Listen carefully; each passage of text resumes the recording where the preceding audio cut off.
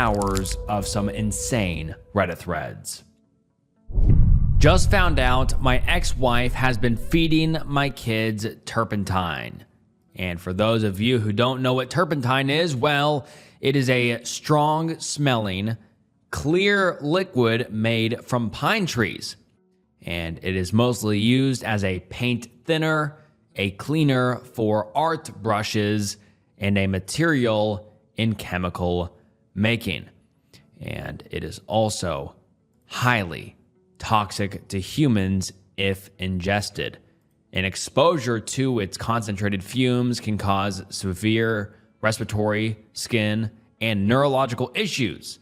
And so it is very, very dangerous, and it can also be fatal if ingested. And if you do ingest it, it causes severe stomach pain, vomiting, kidney failure, and central nervous system depression. And like I said, you can die from it. And so this title alone is horrifying, but let's get into it. The first post reads, I found this out, like I do most things about life with their mother.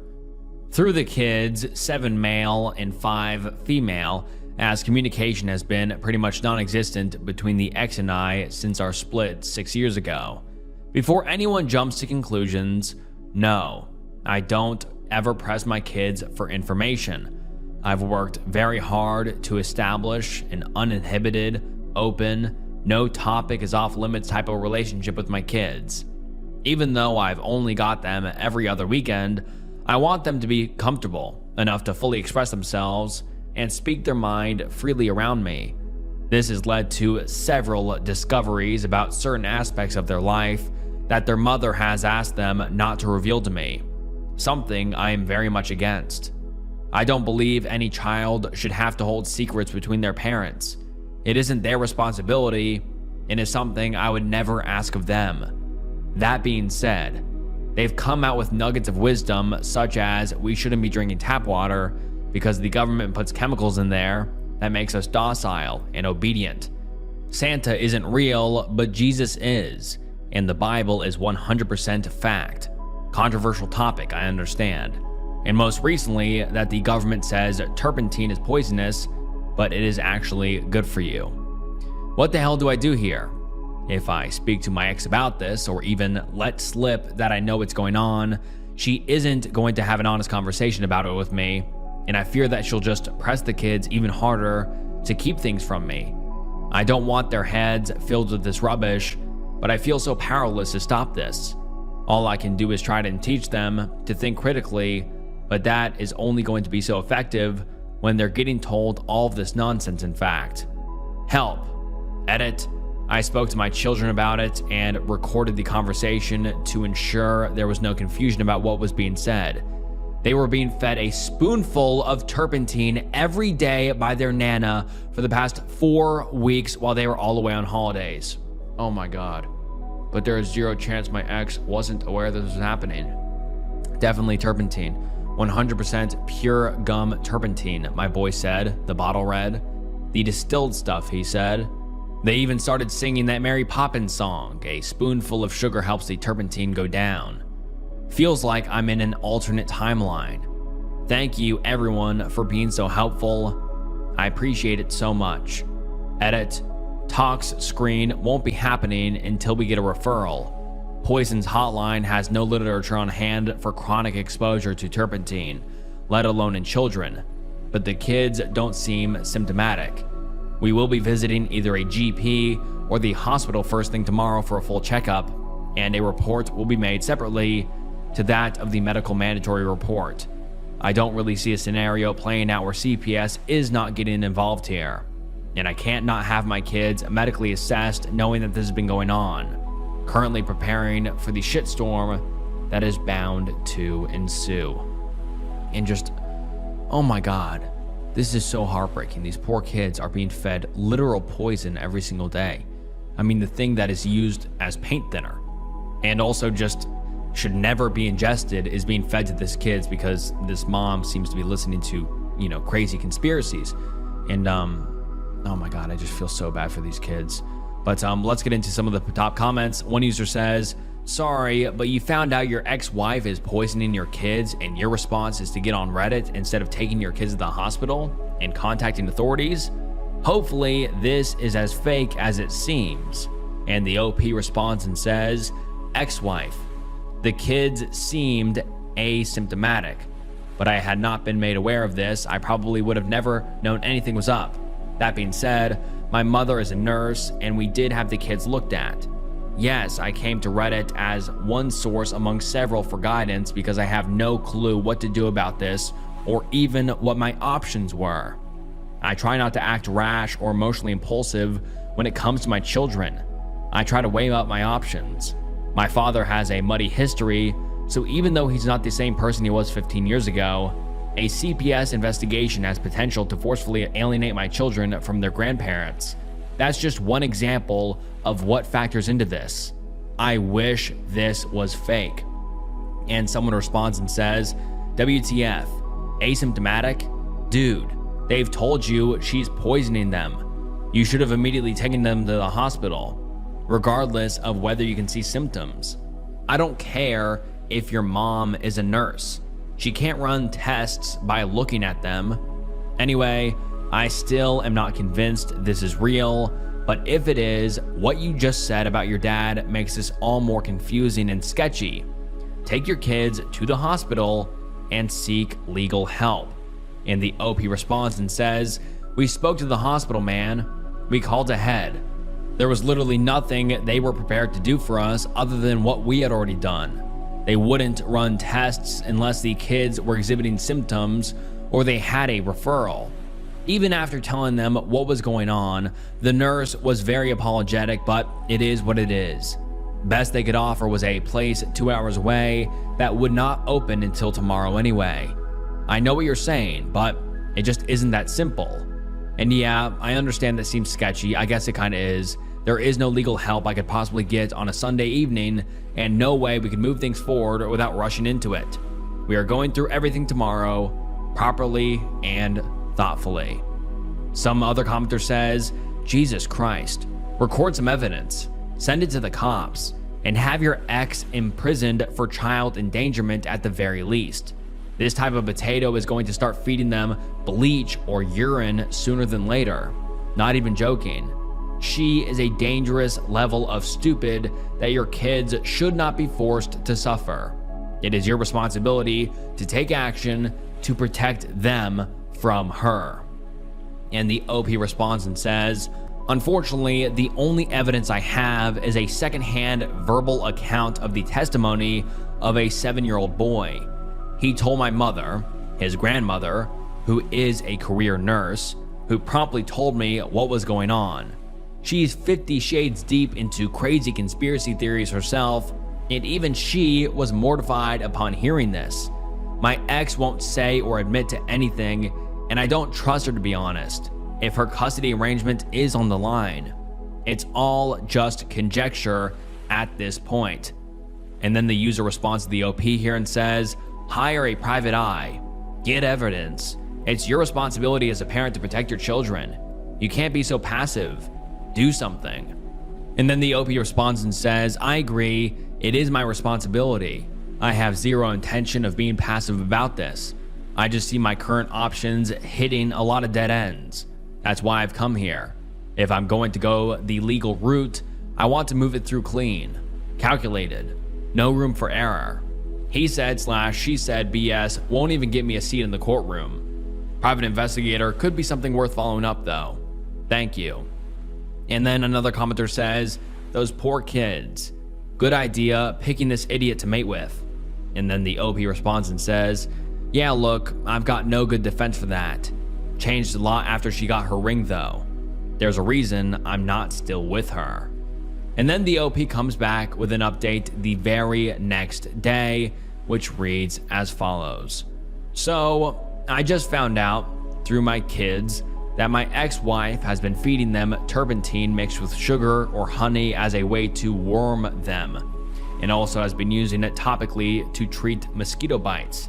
They are both kids. reading up on what it does if you ingest it, because who the hell would ever think it's a good idea to drink paint thinner as medicine? It can be devastating, and it really doesn't take a whole lot to mess you up, especially if you're a child. Think 1 tablespoon could potentially be enough to change your life. Kind of messed up. I don't think talking to the ex is going to yield any results, and realistically, I don't even expect her to be honest about it anyway. My only evidence so far is the secondhand account of the testimony of a 7-year-old boy. He told my mom/his grandma, and she went and told me. Do I have any legal options here? Should I be collecting evidence, and if so, what kind? I honestly don't know what to do. I can't have my kids being fed literal poison, and to top it all off, they were saying, yeah, the government tells us it's poison, but it's actually good for you. This isn't the first time they've come out with little nuggets of conspiracy-soaked wisdom like this. Tap water makes you docile and obedient sort of stuff, but this one is truly terrifying. They were meant to go back to their mother today, but I've got them in my care until next weekend due to an undisclosed emergency that my ex sprung on me about an hour ago. Never mind that I'm starting a new job tomorrow, and I wasn't prepared in any way to look after them for a week with no notice. But please, if anyone here can give me a few tips or pointers, it would be so grateful. I'm stressing pretty bad about this. I don't know what to do. Edit, I'm located in Victoria, Australia, if that makes any difference to the situation. And now let's get into some of the top comments. One person says, and you didn't call law enforcement immediately when you found out? And I have to agree with this. And another commenter says, kids to the doctor for a checkup immediately. If they've been drinking paint thinner, odds are their doctor will be able to tell. If your kid's story checks out, then go to a lawyer first thing tomorrow morning. Heck, call around and see if you can find someone today.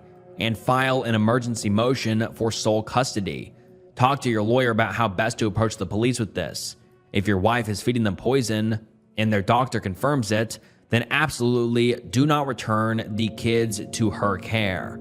If you act promptly to amend custody, then violating any current order to protect them from their mother is reasonable. Down the line, I expect you'll want to get your kids into counseling. Having a professional to talk to them about their mother's disordered belief system will help immensely. You may want one as well, for the support. And then the OP posts another post to r/askdoctors the same day, and it reads as follows. So, for the last 4 or so weeks, my kids have been ingesting a spoonful of turpentine every day, and been using it topically to treat mosquito bites. 100% gum turpentine. My boy said the bottle read. Paint thinner. I've questioned them about it, and I have zero doubt this was happening. Now, I've wanted to book in for a tox screen and blood work, but would have to travel 2 hours to get it done. The only other option being police and CPS, both unfavorable options, or seeing a GP. What am I in for here? What damage would chronic ingestion of turpentine cause children? What are the things I should look out for? Would terps even show up in a screen in such small volume? And if there's anyone here from Victoria, Australia, would a GP be able to help initiate a tox screen? And let's get into some of the top comments here. One user says, you don't need a tox screen as such, and I doubt terps would even be something you could test for, especially at what sounds like a rural center in this long after exposure. More important is an examination and probably blood test for liver and kidney function, as chronic exposure could have led to some damage. Your GP can do this. To be honest, I imagine any of the options is going to lead to CPS being made aware, as it's a child safety issue, not implying anyone is at fault. Let's generously imagine your ex-partner misunderstood how to use turpentine for bites. Just there could be some education, etc., which keeps the kids safe in the future. And another user says, I'm really sorry that this is happening. I don't know much about the toxic effects of turpentine, and I'm not in Australia, but I am a forensic psychiatrist, and CPS does need to be involved, and your ex has to get a psych eval. Even if you are in a rural area, I know that both the law and the system in Australia are similar to the US, in that an abusive parent will be evaluated and treated. I have actually presented on psychopathic mothers at a conference sponsored by an Australian university, so we spoke a lot about the details of the system. And then the OP comes back the next day with another update, with an update on the situation. And let's get into it. It says, my kids have been medically assessed. They've had blood work done, testing for liver and kidney function, as well as any other abnormalities, and have undergone some minor testing. Thankfully, everything has come back clear, and they seem to be happy and in good health, apart from my daughter being a little upset about being jabbed with needles. There were, however, some very concerning statements made by my kids to the doctors who screened them, both with and without any family present. Everything said has been transcribed and documented in their discharge papers. CPS has since been informed of the situation. The situation has been reported to the police, and a medical release statement has been filed with them. They told me they would remain in contact with CPS and wait for their lead. The kids are legally staying within the care of myself and my family until further notice from Child Services. At this point in time, I've had no contact with my ex since all of this came out.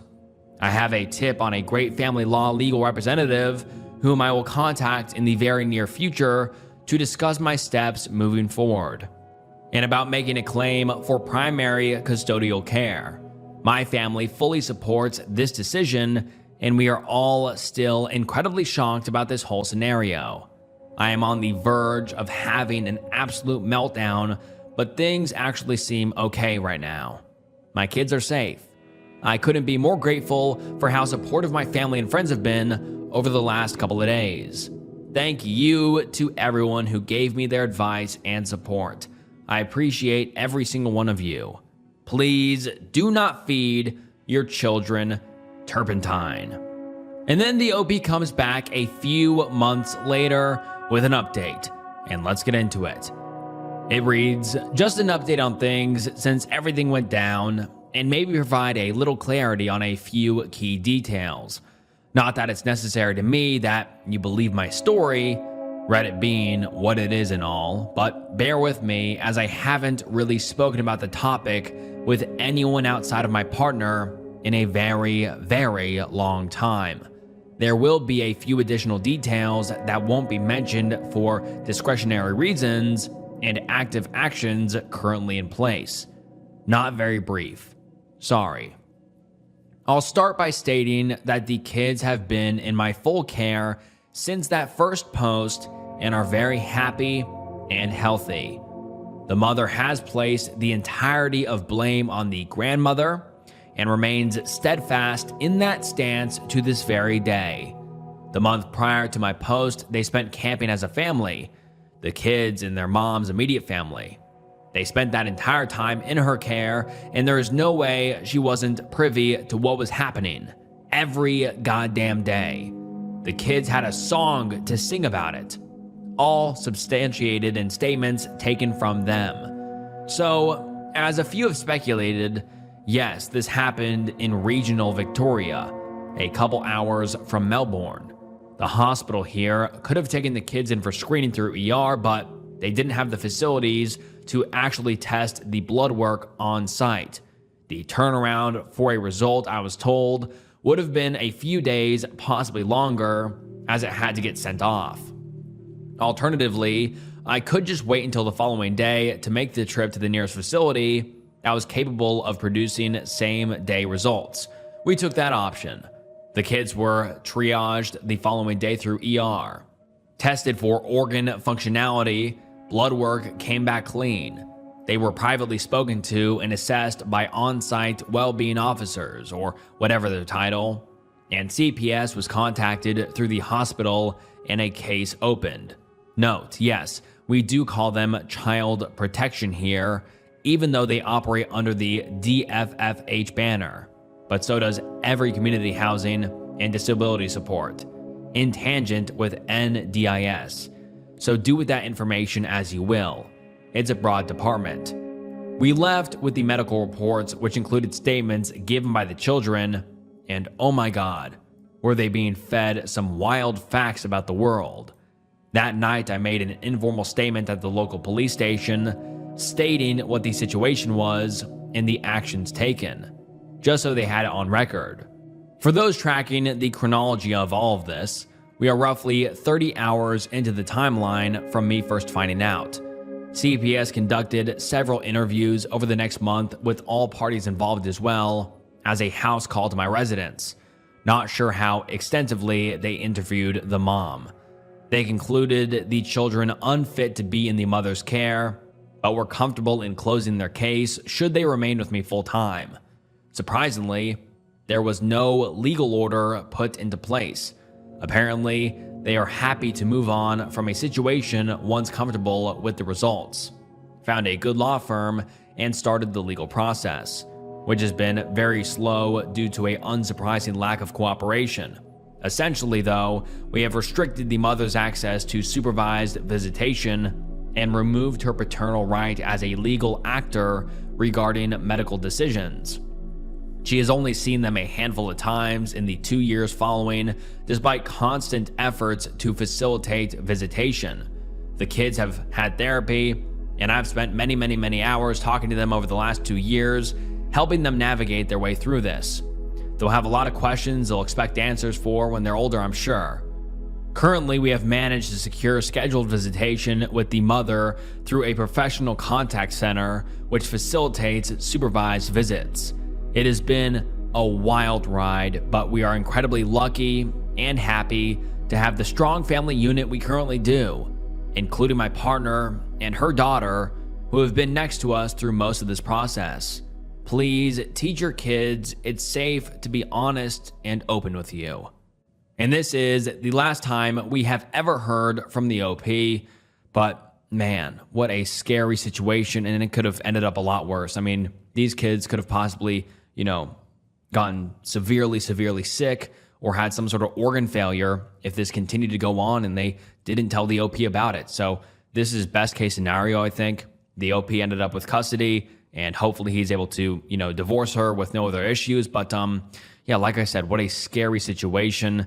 And that woman should not be allowed near kids, or really, anyone who she can influence forever, because she probably would continue to influence them and tell them all about her crazy conspiracies and, potentially poison them, which is what she was doing to her poor kids. But hopefully the OP's kids are happy and healthy, and hopefully the OP is doing well as well. And on to the next one. You know those things you buy that slowly become a part of your everyday routine? The ones where a few months later, you can't believe you ever lived without them?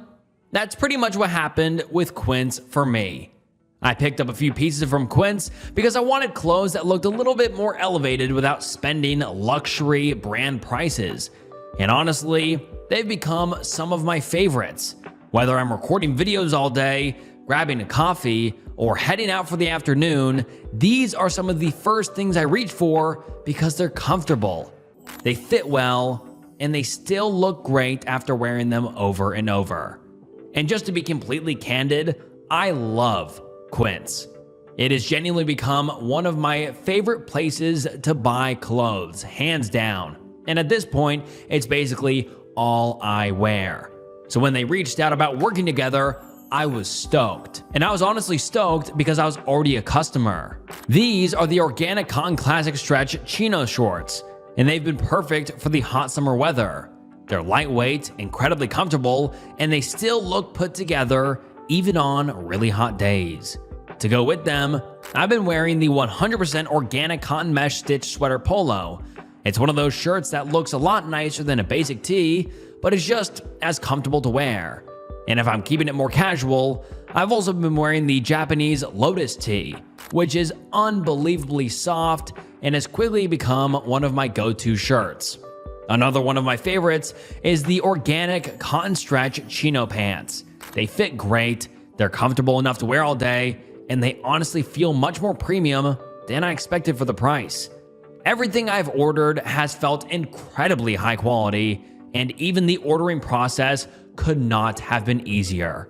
One thing I really appreciate is how Quince does business. They work directly with ethical factories and cut out the middleman entirely, so you are paying for the quality of the product instead of huge retail markups, which is honestly my favorite. They have everything from elevated clothing your whole family will love wearing, to cookware that makes everyday meals feel a little more special, and bedding that genuinely changes how you sleep.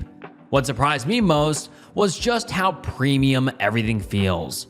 Their products are typically priced 50 to 80% less than similar brands.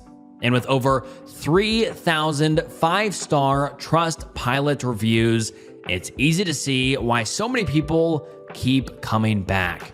Just keep in mind that Quince favorites do sell out, so if you've been thinking about refreshing your wardrobe, upgrading your home, or elevating your kitchen, now is a great time to check them out. Upgrade your everyday. Head to quince.com/snook for free shipping on your order and 365-day returns. Now available in Canada too.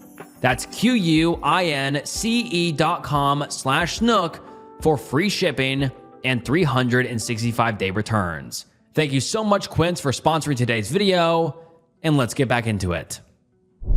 I, 21 female, found a spy camera in my room after my stepdad, 36 male, put a surveillance camera in my window. My stepdad, 36 male, installed a surveillance camera positioned outside of my window to scan our backyard while him and my mother and 2 younger brothers go camping. I couldn't go on the trip since I had work, so I was staying home to house sit and feed our animals. My stepdad recently put up new cameras outside, so I didn't see anything wrong with him positioning one outside my window. Come to find out, the very next day, I had my boyfriend stay over, and he found that the surveillance camera that was ran from outside my window and into my room was being powered by one of those spy camera power blocks. For context, my relationship with my stepdad hasn't always been the best, and we tend to butt heads a lot. He said a lot of questionable things in the past that I have written off because he's my dad, and I would never think he intended to be inappropriate or harmful. He's been in my life since I was 8 years old. Of course, I'm second guessing everything now that I found this camera. It was positioned to point directly at my bedroom door from the far wall, so it has a direct view of my entire room, which I change in.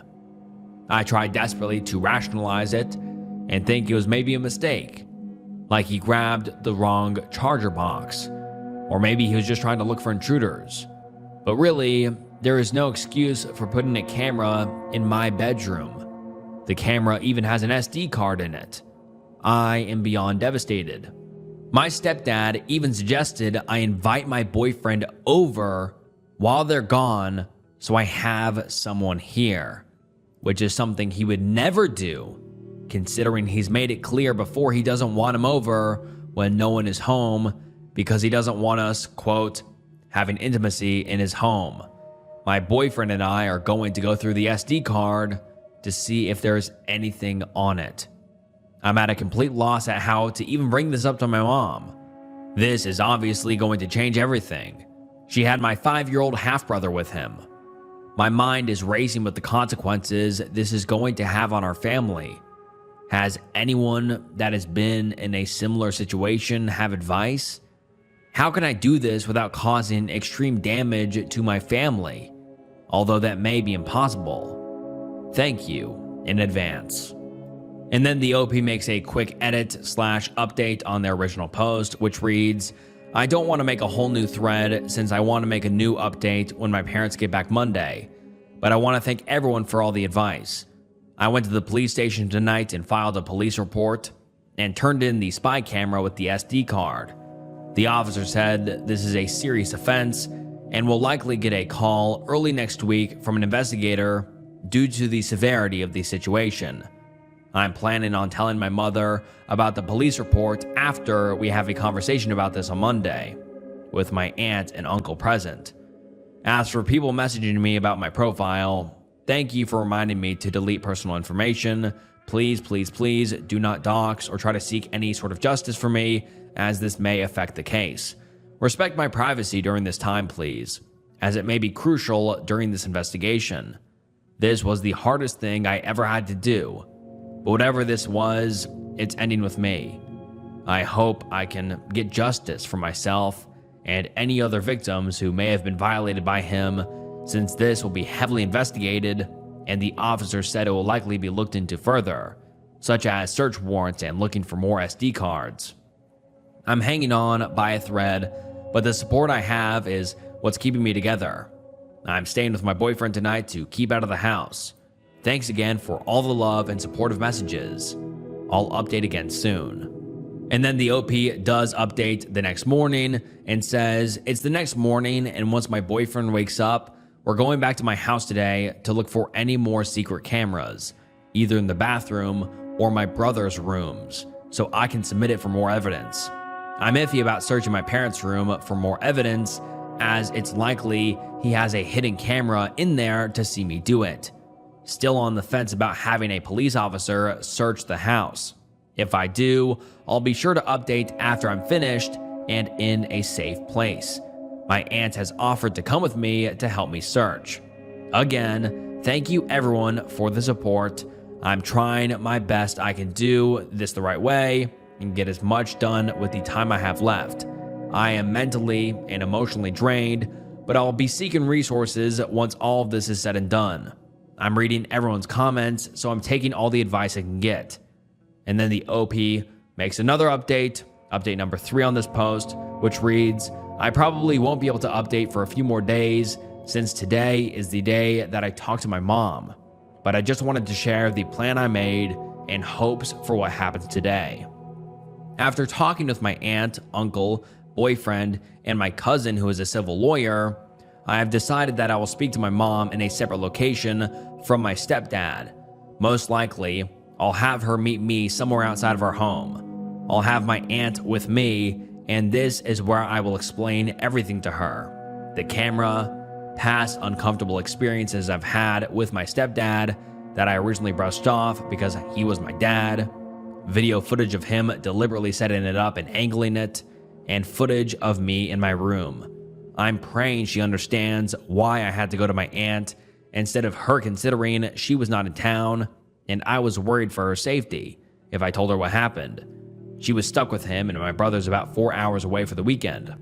I'm hoping with my aunt there and her being away from my stepdad that it will prevent her from reacting out of anger and search for him and escalate the situation then and there. And I hope my aunt can provide some support for myself and her. I'm prepared for her to go through the same processes I went through, such as reasoning and denial. But with the evidence, there's no possible way she can deny it. I'm preparing myself for the worst. I just hope that I can be strong for her and support her as this all hits her like it did me. I will not be returning home or facing him today.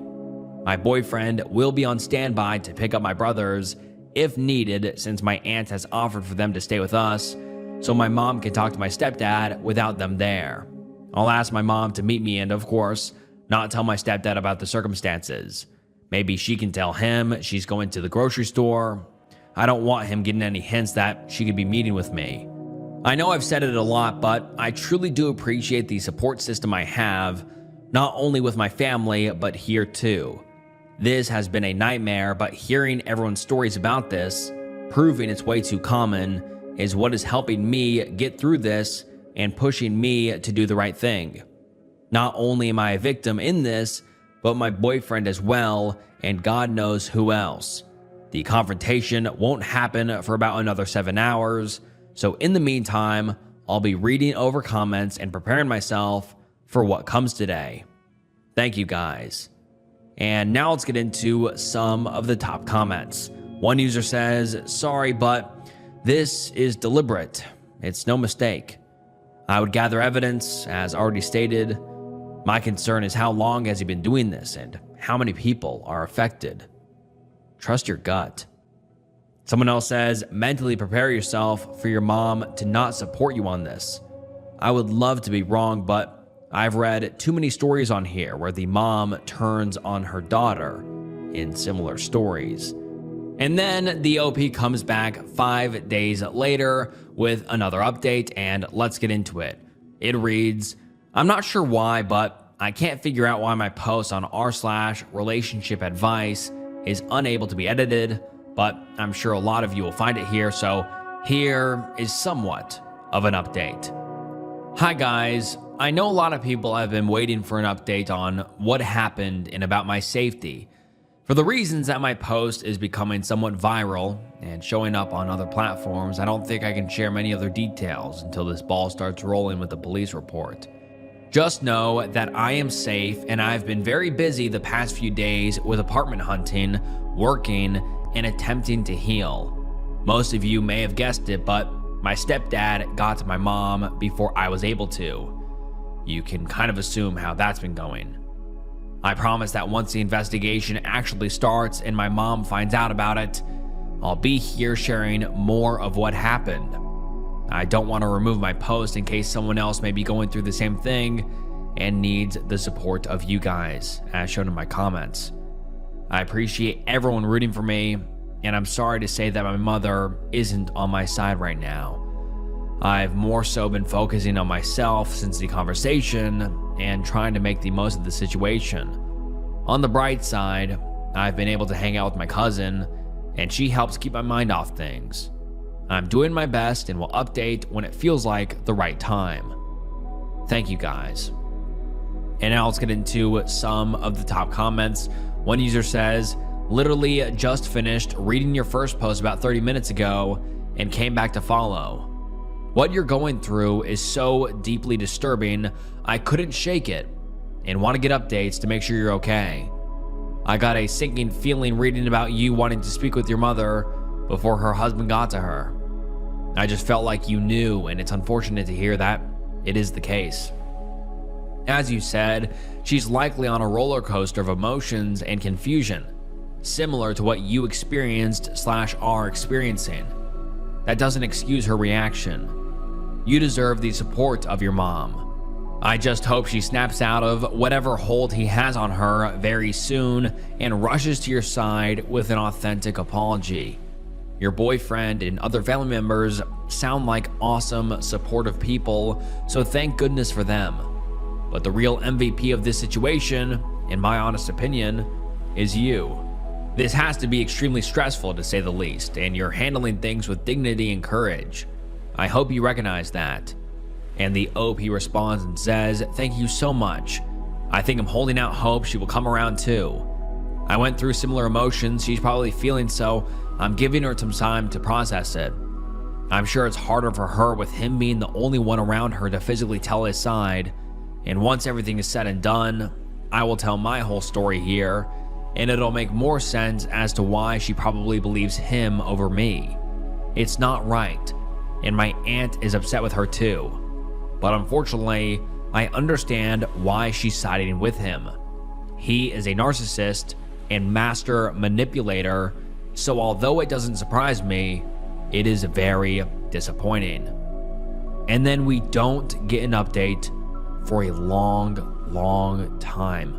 We don't get an update until 1 year later. And let's get into the update. The OP says, "It's been a while. I never would have thought that my post from a little over a year ago would reach so many people, and I'm so thankful for all the support Reddit has given me. Firstly, I apologize for taking a while to update, and I am sorry in advance if this isn't the update you were hoping/waiting for so long. But here it is, and I will answer some questions a lot of you might have to the best of my ability. A lot of you probably want to hear that my boyfriend and I got justice for what my mother's husband did to us. I really wish I did. But given our crappy police system and outside forces, we have not. I keep contact with my brothers and mom, but contact is now severely limited because of the situation. It pains me to not be able to see my younger brothers like I used to, but honestly, it isn't my choice and I've come to accept it. My mother is still with him, and continuing to isolate herself from family. Whether that's because of her husband or her own shame, I'm not sure. Maybe both. I know a lot of you guys were rooting for me and wishing me nothing but the best, so I'll give some updates on my personal growth.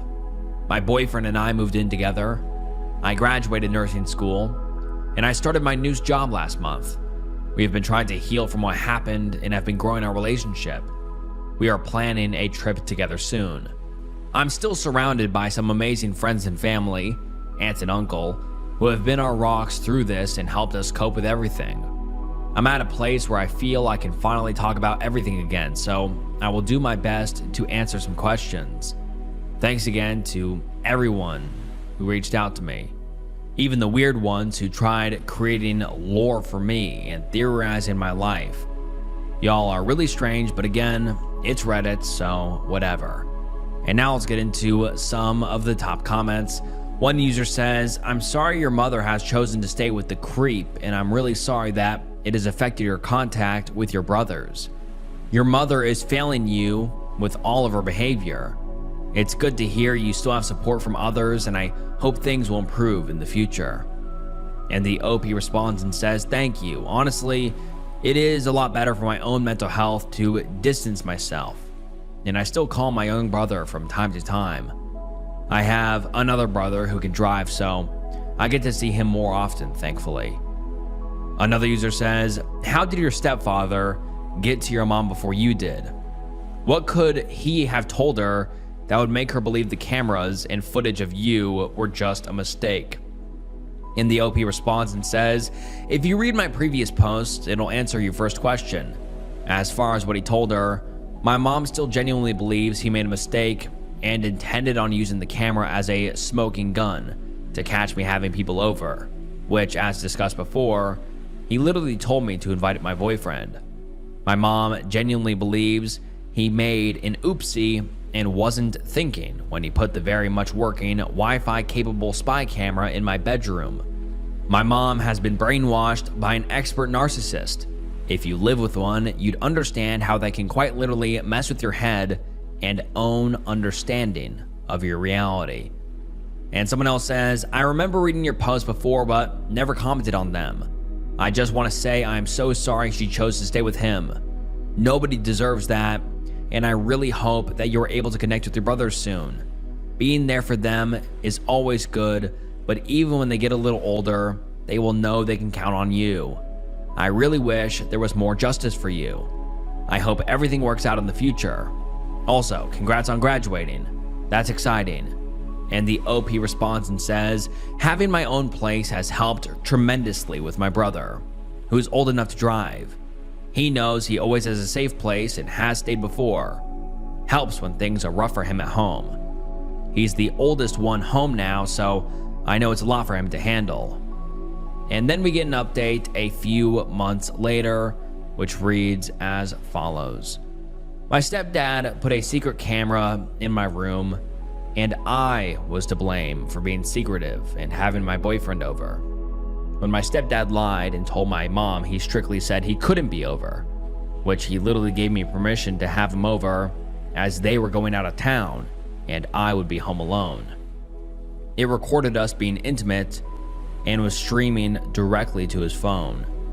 I regret not following through with the police report, but was made to feel guilty. My mom held my college fund over my head so I couldn't report it.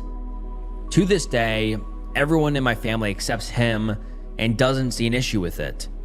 I am no contact with him and low contact with my mom, but during the time when we found the camera, my mom ignored me for an entire week while my entire world crashed around me. No calls to make sure I was okay. I immediately packed my things and stayed with another relative, who now maintains contact with my mom and stepdad.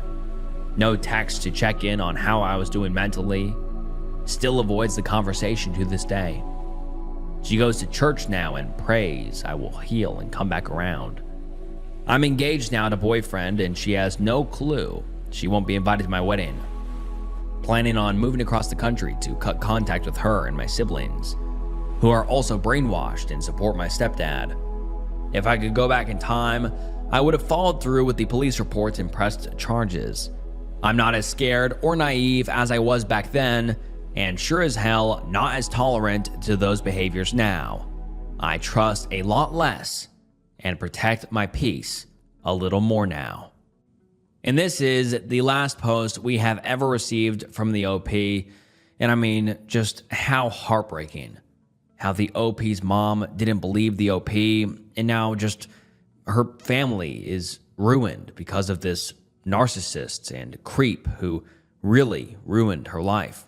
I mean, this is not what I was expecting. I was really hoping to get an update that said this creep is in jail now for, recording and having a camera in her bedroom. And if you just think about his explanation for like 2 seconds, it doesn't make sense. Like, if he were trying to find out if she had a boy over anyways, like if it wasn't allowed, why would you put the camera pointed inside her bedroom where she changes and, where just her private space? Like, why wouldn't you just have it at like the front door? Or like, I mean, even though it's still like a creepy and weird and an invasion of privacy, like in the hallway outside her bedroom. Like, I mean, his explanation made no sense, and I don't understand how the OP's mom or OP's family believed it, because if you think about it for 2 seconds, it doesn't make any sense.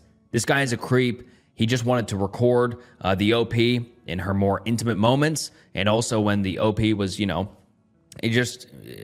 private moments. And it's just so upsetting that the OP's family is just ruined now, and the OP lost contact with her mom, and, the stepdad got away and he's not in prison, and the OP can't talk to her brothers anymore. I mean, it's just so sad. And I just, I hope that somehow the OP stepdad faces some sort of repercussions or justice and goes to jail, because that guy is just a creep flat out. There's no other way to twist this to make it seem like he's not a creep. Obviously, I think he should be in jail, and it's just, such a sad update. I mean, every single update after, I was just hoping and hoping and hoping that the next update would be he's in jail now, or, I'm back with my mom, or, just like my mom and I took action against my stepdad. But no, this turned out to be, horrible, and just super, super sad. But I hope the OP is doing the best that they can with her new fiance, and they are doing better now. If weight loss has felt like a total losing battle, this summer can actually be different. Skip the guesswork and try weight loss by Hims. You can access an affordable range of FDA-approved GLP-1 medications, including the Wegovy pill and the Wegovy pen. Plus, get the support you need to actually stick with it. With Wegovy at Hims, you can lose up to 20% of your body weight when combined with diet and exercise. It helps regulate your appetite so you eat less and keep the weight off. And because Wegovy is the first ever GLP-1 for weight loss, there are no needles needed. The best part? Through Hims, everything happens completely online. You'll connect with a licensed provider who will determine if treatment is right for you. If prescribed, your medication gets delivered right to your door. No insurance necessary. Hims makes hitting your goals seamless. You get 24/7 messaging with your care team and in-app lifestyle support like meal plans, recipes, and fitness content. Plus, with a range of affordable options, Hims makes it simple to find a personalized plan that fits your lifestyle and your wallet, along with unlimited dosage changes as needed. Ready to reach your goals? Visit hims.com/snook to get a personalized, affordable plan that gets you. That's HIMS.com/snook. hims.com/snook. Weight loss by Hims is not available in all 50 states. Wegovy is the registered trademark of Novo Nordisk AS. To get started and learn more, including important safety information, Wegovy clinical study information, and restrictions, visit hims.com. Thanks for Hims for sponsoring today's video. And now, let's get back into it. So, I stumbled across some not safe for work pictures of my minor sister on the internet. What do I do? First and foremost, no, I did not save any of them. Second, no, I will not tell you where I found them. Third, no, I did not jerk it to them. This is a serious situation, so please take your inappropriate comments elsewhere, if that's not too much to ask. Sigh. So, the other night, I was up late finishing a paper for school. I attend a university, but commute there from home, when I decided it was time to look for some adult videos. It's on the internets now, in case you didn't know. Through sheer random chance, a random link on a site/board I frequent, I stumbled across a picture of a rather attractive looking blonde. I opened up the picture in the series, and lo and behold, it was my sister. Without giving too much away, the picture was of her, unclothed, on her bed, and obviously a picture taken by herself. Obviously, I was freaked for a number of reasons. First and foremost, being the fact that she's my little sister, for Christ's sake. Second, she's only 16, meaning the picture is illegal. I immediately deleted it, emptied my browser's cache, and ran an eraser program just in case. I then disabled the displaying of images and went back to the thread I'd found it on. Why would I do this, you might ask? Because my sister is sort of effed up and I was concerned.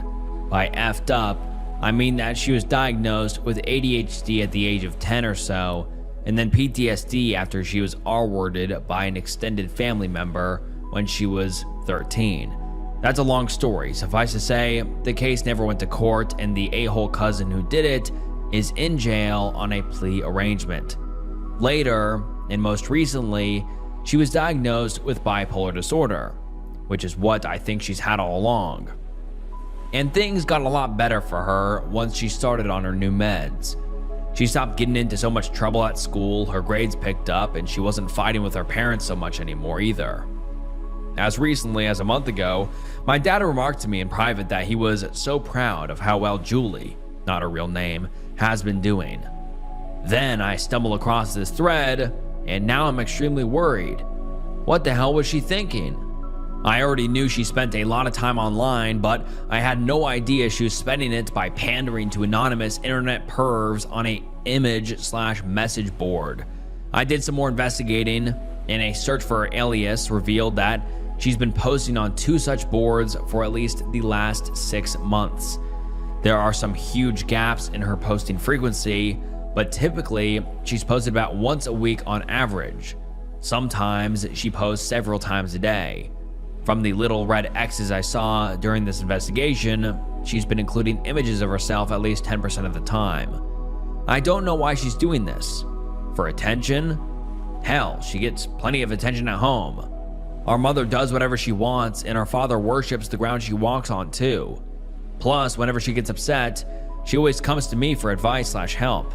I'm sort of the stereotypical stalwart big brother, there to take care of her, etc. We've always been close, even during her craziest phases, and my most reclusive ones. Now, I don't know what to do. For the last few nights, I've debated asking some of my friends about it, but I've been afraid they might try finding said images for themselves. I have a good friends, but I know how guys are, seeing as I am one. I also know that at least a few of them have had the hots for her for a while now. Besides, admitting to them that I've seen my sister like that might creep them out. Or I could talk to my parents, but then I'm afraid they'll do what they did last time Julie freaked out. Put her in a mental hospital. I certainly don't want to be the cause of that. Another option would be to talk to her about it, but God, then I'd have to admit I'd seen one of her explicit photos. What would she think of me then? I know half of Reddit will never believe what I said above about me only looking briefly and then deleting entirely. What are the odds she would believe me? What if it pissed her off? What if she accused me of being a perv? Or what if she just became uncomfortable around me for the rest of our lives? Hell, I've sort of been uncomfortable around her since that picture heard around the world. Damn. I don't know what to do. I think it is very, very unhealthy for her to pander to these internet pervs.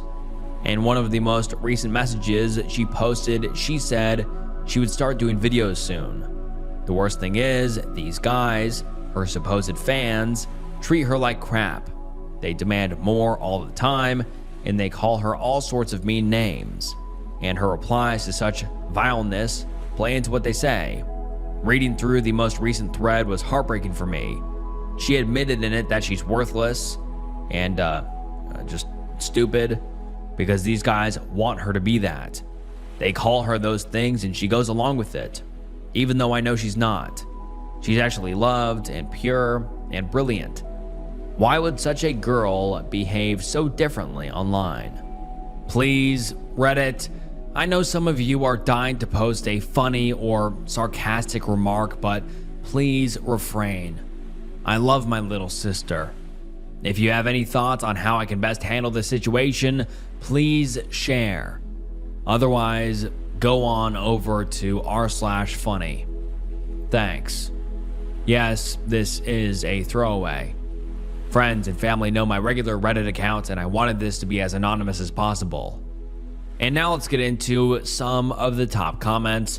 One user suggests reaching out to the website directly, and the OP responds and says, I should have mentioned this already, but I already did contact them. It was the first thing I did. They never replied to my emails, and the pictures are still up on both sites. I guess I could go the distance and contact the authorities, but for all I know, these sites are run in foreign countries. I'm in the USA. Besides, would it really help that much? If her pictures are yanked from one site or the other, you just know they'll end up on a third. I'm more concerned with the why of Julie wanting to post them in the first place than I am of the why of sites wanting to host them. Because that last question is easy. My sister is hot. It feels sort of creepy to say that, but it's true. Ugh. And he's right, that was really weird. Like that was really weird to say. Because that last question is, my sister is hot. It feels sort of creepy to say that, but it's true. That is weird as hell. What the hell? That was completely out of left field, I feel like. Like that was like, what the? Okay, anyways, let's move on to another comment. One commenter says, the reason she's behaving like this is probably because of her R-word incident. R-word either causes you to shut down intimately or it causes you to go into overdrive. And it sounds like your sister is doing the latter. Why? It's not an attention thing so much as it is confusion about having control over one's own body. Doing this allows her to expose herself in an unhealthy way. Yes, but all at the same time by her own volition. This is an empowering sense for a woman who has been R-worded. That doesn't mean that's okay or justified, that's just what's happening. I have actually survived R-word, and I didn't go down this path. But I did go down a pretty promiscuous one, which I have now overcome. My older brother heard the stories and talked to me about it, plain and simple, knowing that my brother cared about me and that I was worth something more than my, promiscuous deeds. Probably saved me from a lot of hurt. Point being, you talking to her about it is awkward, yes, and she may deflect. But starting out a conversation with her is important because you are in a position to save her from a lot of pain. Something like, hey, I was wondering if I could talk to you for a minute. Listen, I really love you. And so I was worried when I came across these pictures of you on the internet the other night. Your intimate life isn't my business, but all the same, I'm here to talk to you, should you ever need anyone. And the OP responds and says, that's all great advice and thanks for it. But what if she freaks out that I saw one of her not safe for work pics? I can just see her totally freaking, no matter how I told her about it. Maybe I could just lie and tell her that a random friend of mine told me about them. There's always the chance she will lie and tell me he's wrong, but that might be a good workaround. Thoughts? And just by the way, most commenters in the comments here told the OP he should absolutely not lie to his sister about who found it. Another commenter says, okay, former teenage girl here. She's probably just being a moron and experimenting with her intimate preferences in a dumbass way. I saw a lot of my friends do that sort of thing. Not videos so much, but photos or chatting with two old guys who did the whole, promiscuous thing. So first off, don't freak out too badly. Freak a little. But this doesn't mean she's going to grow up and have her life ruined. She'll probably just grow up and be a little bemused as to why she did that. Second of all, talk to her. I'm not sure what you say. I know I could tell my little sister that I saw her photo, and WTF, what's she thinking? The internet is forever. Find better ways to test your intimate boundaries, but I'm not an older brother, so you're gonna have to be the judge on this one. Would you talk to her about intimacy/adult videos, and not in a creepy way, obviously, of more in a mentor way? If so, I think you could probably bring it up. You need to bring it up, obviously. It also wouldn't hurt to bring in a female friend, if you got one you trust and one she looks up to drive home the point that there are better ways to get male attention/play with your intimate preferences than this. If you want, I can try to recreate the speech I gave my sister about this sort of stuff, on calling yourself bad names or letting other people do it or taking explicit photos, etc. So you have talking points. You know your parents and if it would be best to involve them. I know I'd tell my mom, but she'd be as cool with it as mom could be, and my sister would never be able to get on the internet again and be forced to talk about why she was doing it with a therapist, not put away. Edit. And with the R-word thing, I bet on some level she's trying to regain control. This is her body and her choice, you know? Edit. And this has nothing to do with her being underage. Until my sister hit about 19 or so, I'd still talk to her and maybe even rat her out on my mom. And the OP responds and says, that's all good advice. Damn, Reddit is awesome. A couple of thoughts. Maybe I didn't make this clear in my original post, but let me be plain. If I tell our parents about this, my sister will be sent back to the hospital. That might be for the best in truth, but I don't want to be the cause of it. Julie has never told me exactly why, but she said that her last time there, she's been there twice, was the worst experience of her life. One of the most heart-wrenching moments of my life was seeing her after a 3-week stay about a year ago. She cried in my arms about it. I won't and can't do anything to cause such an experience again for her. Period. So I have to keep our parents in the dark. I'm starting to realize, though, that I do need to talk to her. Hell, maybe I should just tell her to post her concerns/worries/ etc. to Reddit. Another commenter says, I know this won't be a popular response, but don't worry about it so much. I did this when I was that age too. It made me feel pretty and wanted at a time when I was feeling very awkward. I was also the victim of SA at a very young age and had severe body issues for a long time.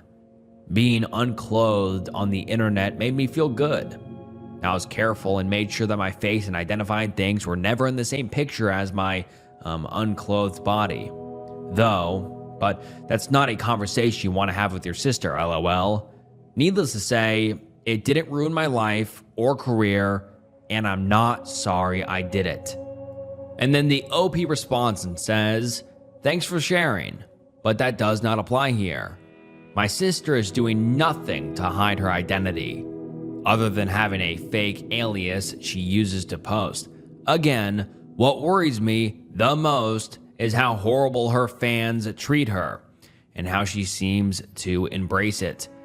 Let me put it to you this way. If I'd come across a picture of her without any context, just a random picture of my sister, I'd have felt embarrassed, would have erased the file, have forgotten about it. This isn't the case here, though. She is actively communicating with freaky douchebags on at least 2 image boards and doing what they ask her to do. And it's all horrible. And another commenter says, why would a girl behave so differently online? You seriously think your sister is the only girl who posts explicit photos of herself? who isn't actually a giant promiscuous woman. I find it funny that you were looking for adult videos and that was perfectly okay until you saw your sister. All those other random girls are perfectly okay to be unclothed because they're anonymous, but this one is your sister, so she's special. I also like how you, again, were looking for adult videos and that's perfectly okay. But all these guys who look at your sister are internet pervs. And then the OP responds and says, that is such a BS argument. I never said that it was perfectly okay for me to look for adult videos, first of all, and I never distinguished myself as being any better than the others who do the same. I am an internet perv. I don't see anything wrong with that, but the guys I'm talking about are doing a hell of a lot more than simply looking for pictures and movies of attractive women to jerk it to. The guys I'm talking about have actively encouraged her to do all sorts of degrading things. And how do they reward her? By calling her all sorts of filthy names and demanding more. I have never done that, and never would. How a guy could get off on insulting and belittling a young woman, much less a 16-year-old, which I admit my sister does not look, so I don't blame these men for not knowing, is beyond me. It's disgusting. It's wrong, and guess what, gentlemen? There is a line between casual perving and actively being disgusting. And then the OP comes back 8 days later with an update, and let's get into it. It's titled, So My Kid's Sister Was Put in a Mental Hospital by Her Parents, and It's My Fault. Advice? Thoughts? And the post reads as follows. I feel really bad about this, and I figured I'd tell Reddit my tale in the hopes of receiving more advice and or being cheered up. I ended up confronting my sister 2 days after making the original post about her here on Reddit. I used a lot of the good advice I received from that post and brought up finding the pictures in an open/caring way, warning her that she could get in huge trouble for illegal content involving minors, telling her that I was there for her and I loved her and she could always talk to me about anything. She responded coldly but didn't freak out. She just wanted to know if I was going to tell our parents. I said I wouldn't if she promised to stop posting. She agreed. It was a very tense conversation, but I tried my best to come across as understanding and caring. I never raised my voice. I never called her stupid or anything like that for what she was doing, etc. The next day, she confronted me, and boy, was she pissed. She told me I was a jerk and a perv, that I wasn't her father and could not control her, that no one could tell her what to do, etc. It was a typical manic/teenage blow-up. I've never seen her so angry at me before. She wouldn't let me get a word in edgewise, and she went on to say crazy stuff about how if I told on her, she'd get one of her online boyfriends to beat me up. I decided right away what I needed to do, and I almost posted about here on Reddit, but my guilty conscience kept me from doing so. That night, while she was out with her friends, I went on her computer and was able to find all her Google Talk chat records. She wasn't logged into her Gmail account, but she had her browser, i.e., set to log her in automatically. I felt really guilty doing this, but after her tirade, I became convinced she must be off her meds. Her confrontation with me was a classic mania episode, and I wanted to know what she was up to. I told myself I'd look once, and if I found nothing more worrisome than what I was already aware of, I would stop spying on her and consider talking to her again when she calmed down. Unfortunately, what I found was very worrisome. The situation was much, much worse than I had ever imagined. I found a chat she had with someone who she obviously met through one of these forums she was posting on.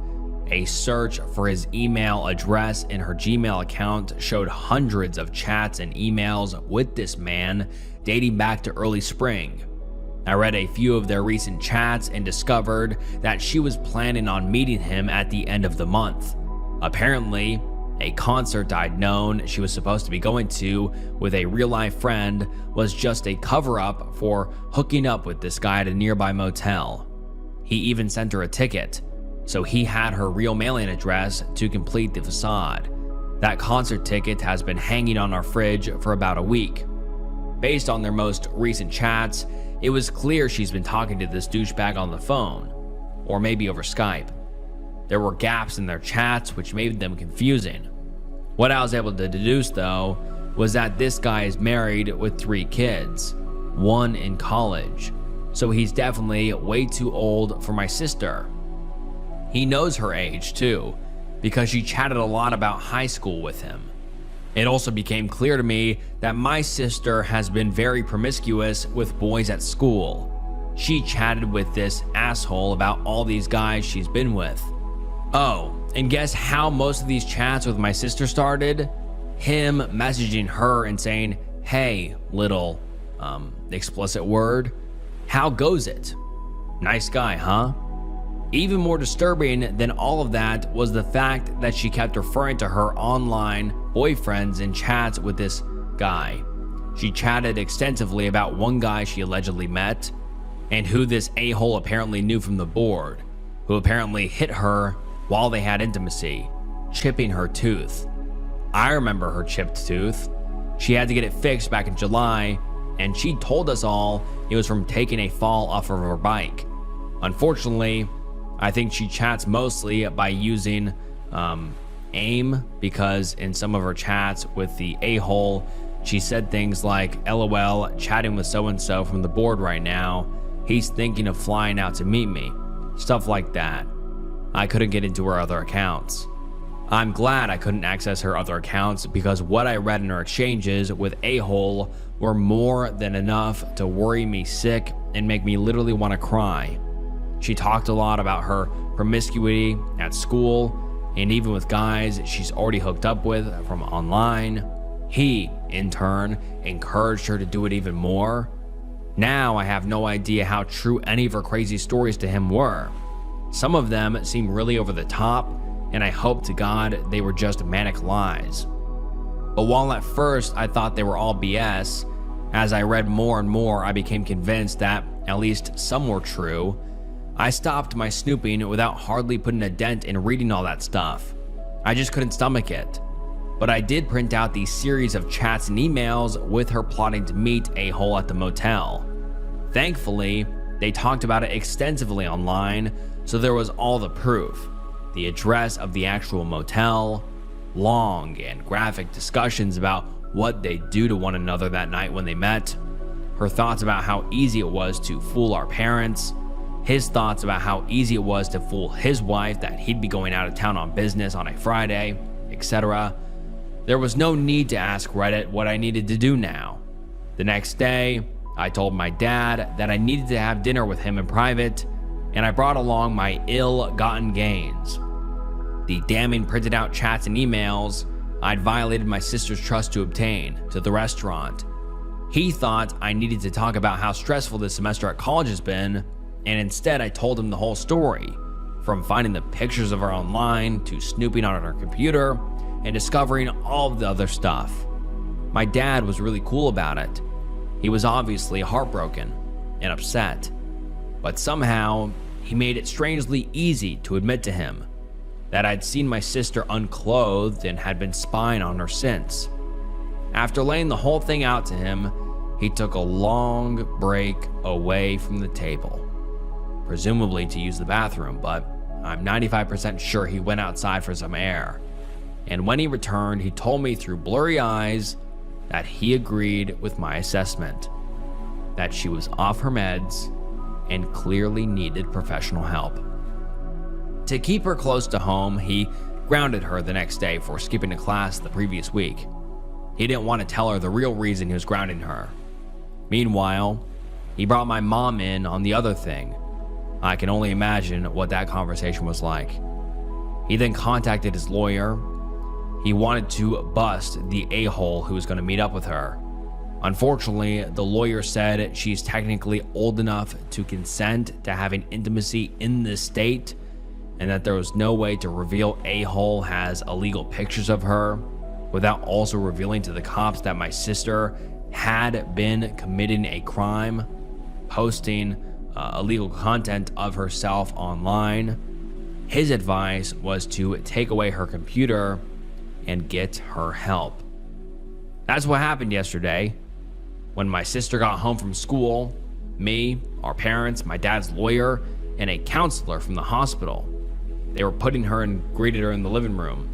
We did an intervention, and I had to tell her why I was concerned about her in front of everyone, and basically confess that I was the reason she was being put in a hospital again.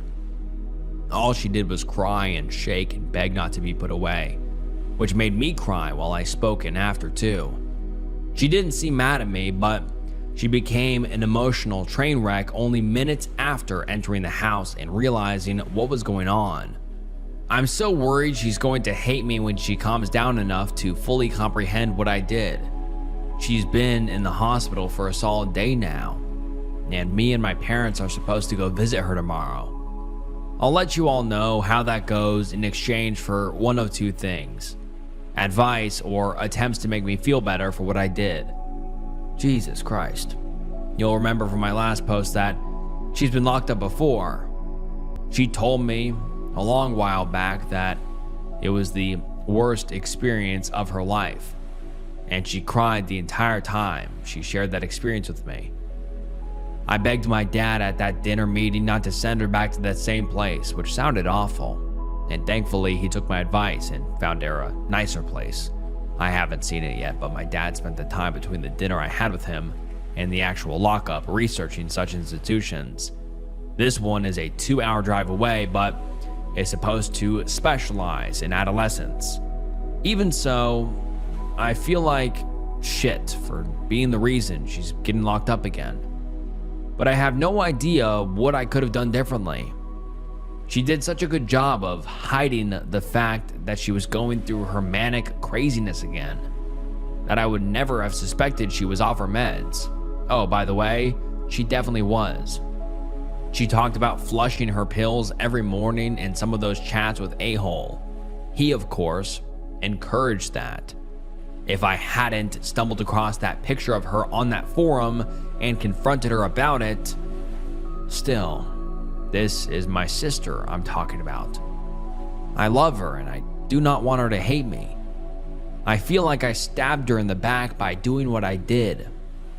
I keep thinking I could have done something different. Maybe I could have gotten through to her one-on-one. Maybe I didn't need to get our dad involved. Jesus, Reddit, please make me feel better.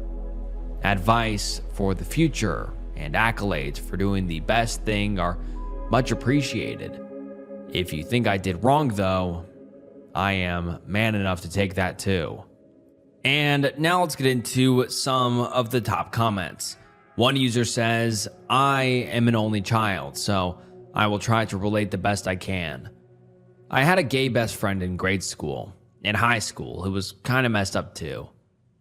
We were both only children and we were very close, though nothing like you and your sister seemed to be. He always joked about one day proving to everyone in school that he wasn't a loser, and as high school went on, he grew more and more violent about it. One day, he didn't go to school, and when I got off the bus, he was waiting for me. His eyes were puffy, and he looked horrible. We walked home, and he told me about how he can't take it anymore. He showed me he had his father's gun with him, and told me he was going to bring it to school the next day, and that I should stay home. Of course, I called the police. He had joked about this kind of stuff before, but his father always keeps the gun locked up. I don't know how he got it. The police went to his house and took him to the hospital. He was there for 3 months, and I didn't talk to him for a few weeks after he got back. He told me he was really pissed off at first, and he had all these plans to, do crazy things. But now he's a pretty functional person. He takes a bunch of medications and goes to therapy a few times a week. But he's normal and has a job and does normal things. I mean, as normal of things as a transgender guy could do. He talks about the hospital as being the best experience of his life, and he's thanked me for seeing his cry for help. You did the right thing. You have her best interest in mind. Even if she is angry and unhappy right now, you've made it very clear that you care for her and you only want to help her, not hurt her. She will appreciate it someday, when she's better. You did your best, and now only she can help herself. And the OP responds and says, wow, it's so interesting. Reading that, I thought to myself, thank God he called the cops and put his friend's well-being over his loyalty to that friend. When the shoe is on my foot, I can't help but feel guilty that I betrayed my sister, but reading about someone else's similar situation makes me realize that at the end of the day, doing the right thing, the best thing, just isn't always supposed to feel good.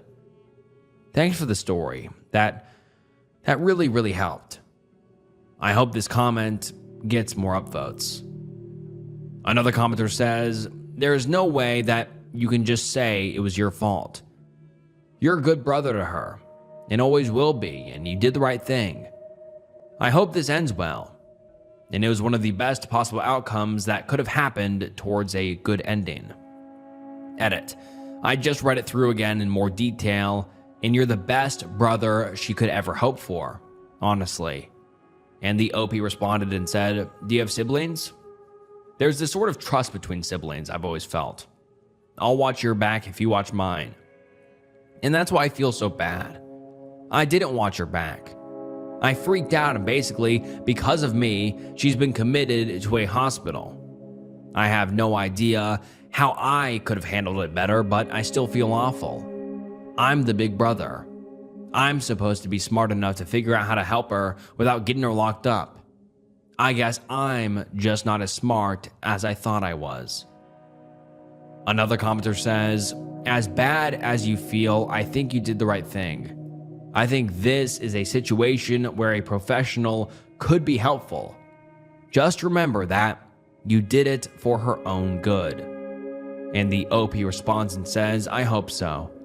I am a hardcore atheist, but I find myself praying to God that you're right.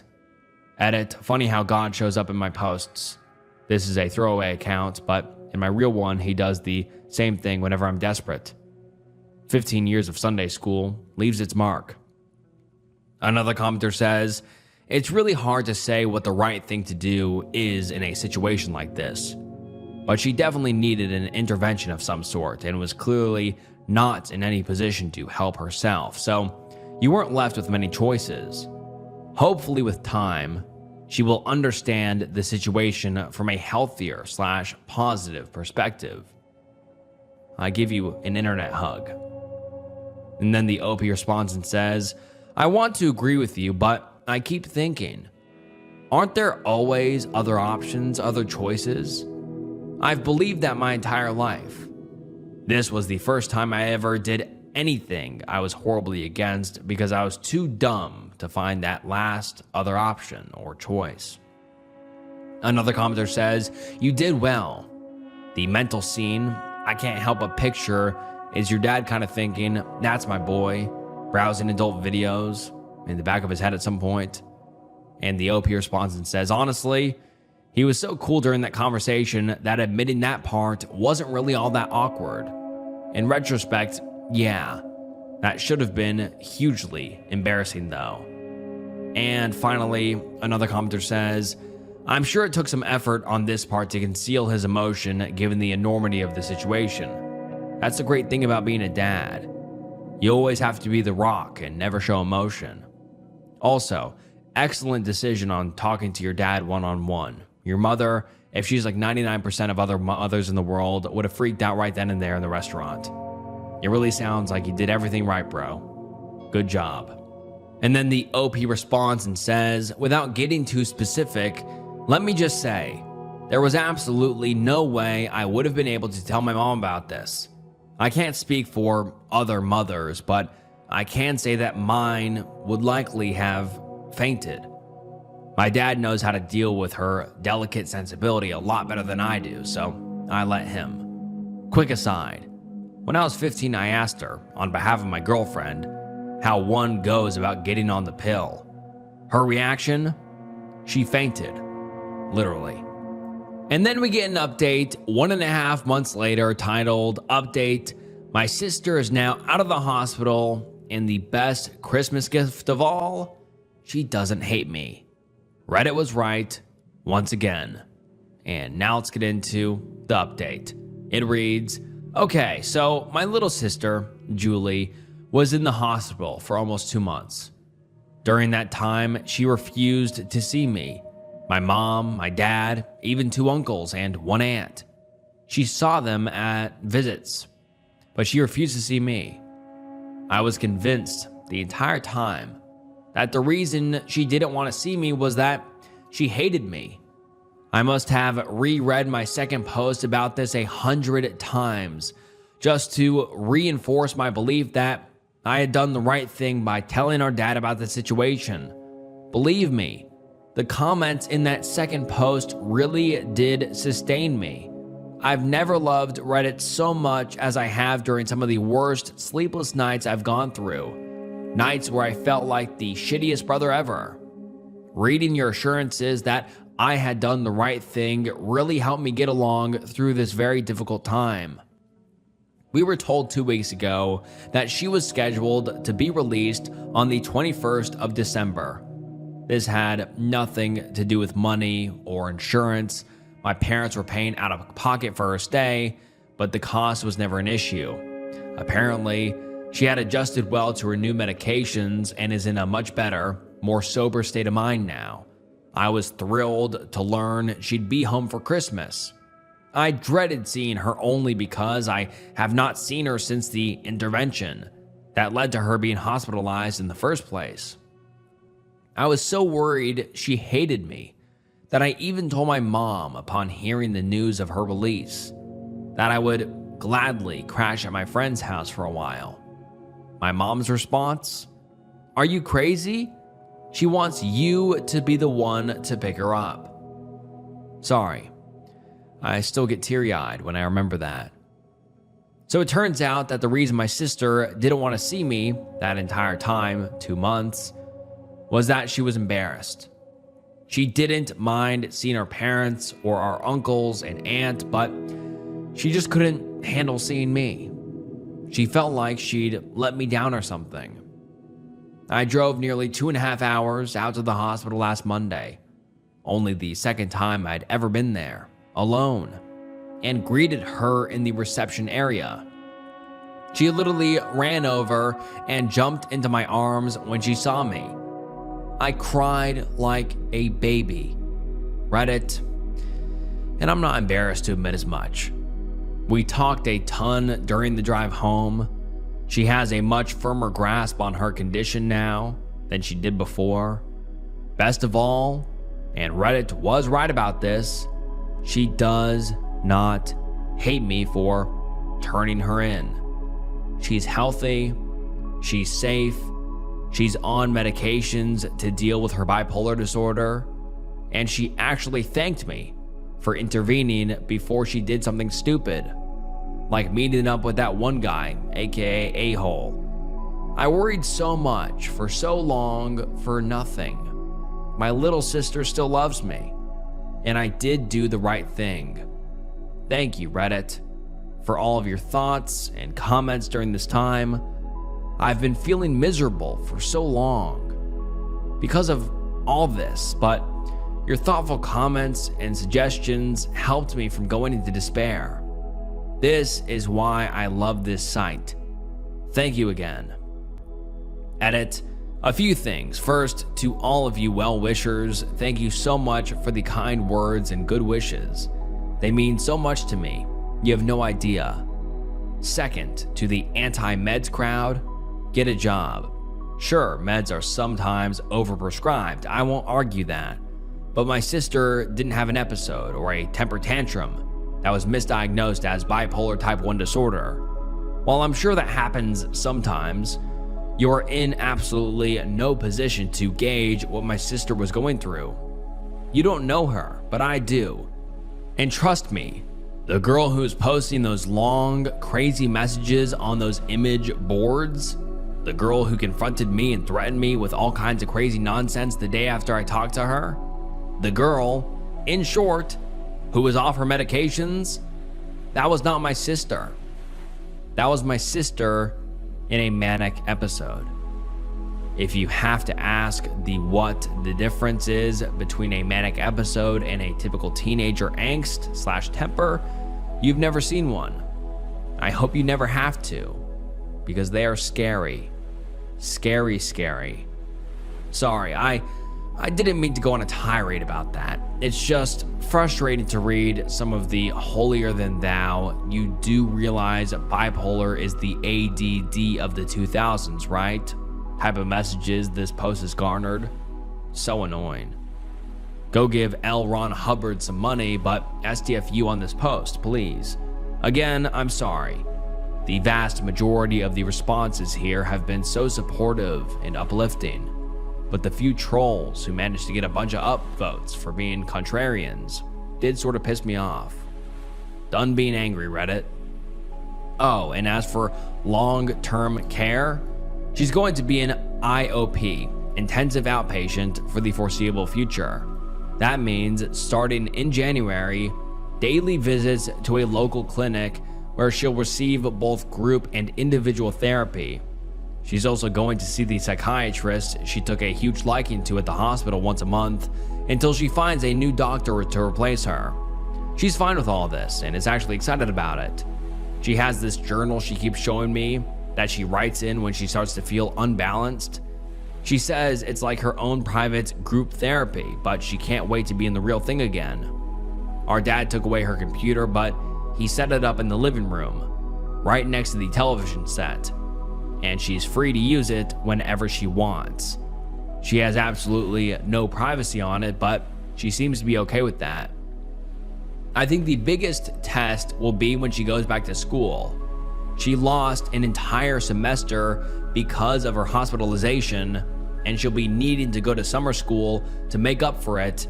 And while she says she's fine with that, I know it sort of bums her out. Plus, school is usually a trigger, so I've noticed, for her bad, depressive, and manic periods. But I really believe she's ready this time. I've never seen her so strong and resolved to handle her condition as she appears right now. Well, that's it. This is most likely the last ever thing I type using this account. As I mentioned in my original post, I have a real Reddit account that I often use, and I simply created this one for this particular issue. I am very glad that I did too. Reddit came through for me in a big way. I hope that others out there who are in any kind of strange / heartbreaking / etc. type of situation look to this experience and find inspiration to share their own story, whatever it is. The trolls and the a-holes try to grind us down, but Reddit is good at fighting back. I love this place. I love you all. Yes, even the trolls and the a-holes. Adieu from Blind with Worry. Edit, the last. Okay, forgot to mention, as to the a-hole, believe me, like most of you, I want to go after this guy. I really do. I actually had a huge argument with my father about this a month ago. When I calmed down though, I realized that the legal advice he was getting was correct. Fanning flames risks spreading fire. What my sister needs now, what our family needs now, is time to heal. Would it feel good to crush that guy? Sure. Would it draw everything out though? Definitely. That would not be a good thing. Sometimes what feels good is actually bad, or at the very least can make a situation worse than it already is. Let me put it like this. Say I posted his Gmail username here, and Reddit went to town crushing him in all sorts of ways. So he decides, heck, that girl ratted on me. I'll show her, and he ends up reposting the obviously self-pictured images to every site and image board, maybe even here on Reddit. Not only would that humiliate her, but it might have legal ramifications for her. What's done is done. Trust me. I know it's a bitter pill to swallow. I would like nothing better than to meet this guy someday and do things to him that would get me 20 to life in a state prison. But when you think on it logically, what good does that do for my sister? For myself? For my family? As tempting as it is to send his wife an anonymous letter, there's just one problem. I don't have his address. In short, I'm just going to have to leave my revenge fantasies to my imagination and Tarantino movies. This a-hole / douchebag will likely commit S-word one of these days anyway. In the meantime, no fanning the flames. Doing so spreads the fire. And now let's get into some of the top comments. One user says, "Thanks for giving us an update. There's nothing better than hearing about a successful outcome. Glad to hear your sister is okay. Bipolar is a scary thing. Best of luck to her." Another user says, "You now know well that doing the right thing doesn't always feel good when you're doing it. But it's not about what feels good. It's about the making the best decision. You made the decision that was best for your kid sister, and I'll bet that no matter how much you write about it, will not come close to understanding how hard that was for you. I am proud to know that you took the hard path, knowing it was the right thing to do, but that you might suffer for that. That takes a lot of guts to do. I'll think on your situation when I am pressed to make a hard decision like that. You know, you acted selflessly, and no matter how it turned out, it was for the best. I am really happy that she is better and she loves you. You showed courage and loyalty on an uncommon level. She had a front row seat for that and knows it well. There's no mystery to me as to why she loves you. My best wishes and Happy New Year to you both." And another user says, "I was put in the hospital when I was 16. Long story. In the first week, I refused to do anything. My parents visited me and nothing, until my brothers visited me. There was about 5 minutes of silence, and then one of them said, 'I don't know if I should slap you or hug you.' And I broke down crying for the first time in there, and it was one of the biggest turning points in my recovery.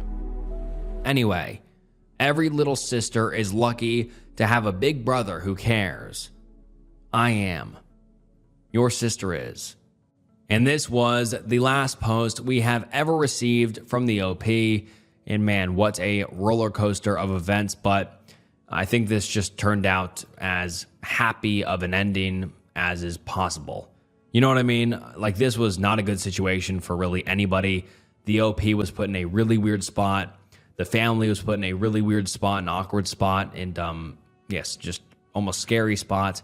And the OP sister was, really struggling with some stuff, it seems. But luckily, it seems like she got the help she needed, and hopefully the OP's family, the OP, and the OP sister are doing better now. Am I the asshole for making my wife think our son was missing? My wife has a horrible habit that I discovered 2 months ago. We were ordering lunch on the Subway app, and I told her to pick the location that has a drive-thru. That way, we don't have to go inside and take the baby out of the car just to clip him back in a few minutes later. She told me it's not a big deal to leave the baby in the car to run in and pick it up really fast. I had no idea she ever did this. I told her I was not comfortable with her leaving him in the car alone even for a minute, and she told me she's been doing it since he was born, and it's always been fine. She told me she does it to pick up food, run into the post office or pharmacy, etc. I was floored. We don't live in a horrible area, but it's also not super safe either. I told her to not ever do this again.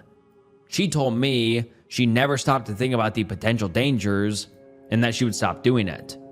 Well, yesterday, as I was driving home from my brother's house, I spotted her car at the gas station near our place. It was parked in a spot up front and not a pump, so I figured she stopped in to grab some snacks, which we like to do. I decided to stop and go in and say hi and get some food, and I pulled in and parked next to her. However, when I got there, I was furious to find our son in his car seat. The car was not even locked. I don't know what came over me, but in that moment, I decided to take my son and put him into my car.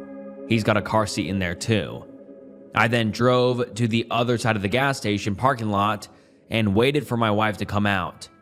It took 6 minutes for her to appear.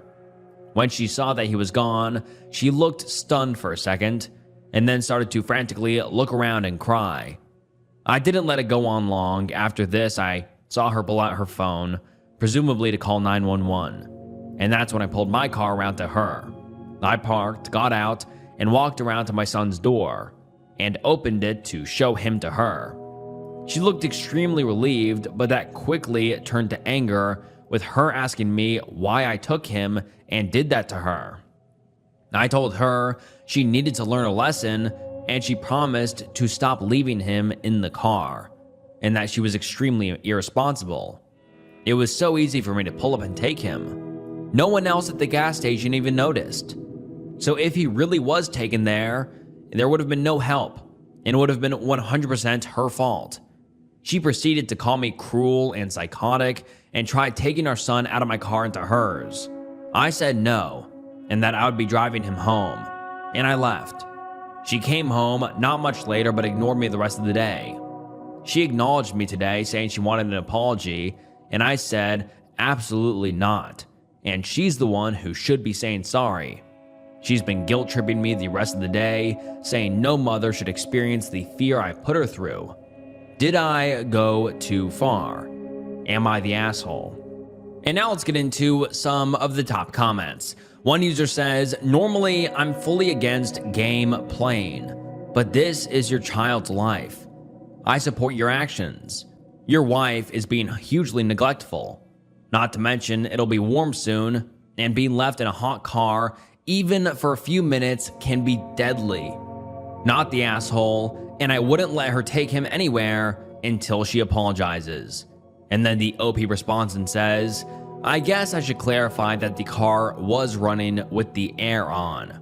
I forgot to add the detail and was restricted by the character limit, but the car was on. It's a push to start car with a sensor for the key fob, so it'll stay on/running as long as you are close enough to the vehicle. I didn't see the keys in the car, so she took them inside with her, but didn't lock it. And then another user says, look OP, let's be honest about the reality of this situation. Your wife has knowingly and intentionally left your infant alone in a vehicle multiple times. At least once, that vehicle was unlocked. I'm honestly shocked no one has called the cops for child endangerment yet, but eventually, someone probably will. When that happens, CPS will probably get involved. You have now documented on the internet that you knew that this was happening. If CPS finds out that you knew and continued letting your wife leave the baby alone in the car, you will both lose custody of that baby. Not the asshole for scaring her. That was an appropriate and infant-safe way to demonstrate the potential consequences of your wife's actions to her in a hopefully meaningful way. But you will be the asshole if you continue to let this happen. If your wife's attitude about the safety of your child doesn't improve, it doesn't really seem like your wife can be trusted to transport the baby right now. It might be time to involve some professional help for her if you want to keep your family intact. Or it might be time to document what she's doing. Take your child and leave her if you're done with risking it. And then the OP responds and says, I've seen several comments like this, so I just want to make it clear that I have absolutely no intention of letting this continue. My son's safety is my top priority and means everything to me. And someone responds and says, I'm glad to hear this because there's also a side you're not seeing. My former coworker was notorious for doing this. I don't want to bring my baby in, so I'll just run in quick, etc. Everyone told her it wasn't safe, but she didn't listen. Until one time she was in a store, someone saw the baby in the car and called the police. The baby was taken from them, and CPS was called, and an investigation was opened. Once they determined that she'd done this repeatedly, they determined the child was not fit to return. Her husband had to file for divorce and petition the court to get custody of his baby back. It was a huge mess that took a long time to settle. And then the OP posts an update the next day, which reads as follows. It says, "Update on the situation. I sat my wife down this morning and did apologize for the way I went about things, but said I was not sorry for caring about my son's safety, and in the moment felt like she needed a huge wake-up call. She apologized for lying and continuing to do this unsafe practice. I asked her why she seems so casual about what she is doing. Most parents I know, myself included, are on the paranoid side when it comes to their kids, and she has been doing this for so long without seeing an issue. I asked if she thinks she's dealing with some kind of postpartum mental health issue, as I don't consider this normal. She broke down crying, saying she doesn't know what's wrong with her. She has agreed to seek counseling, and until there is a major change and improvement, I will be running all errands with my son, or we will be doing them together. But I told her I cannot trust her anymore to take him places by herself." And this is the last update we have ever received from the OP. My partner, 30 male, says I'm the problem, 31 female, but his behavior is starting to feel like abuse. Am I insane for thinking this?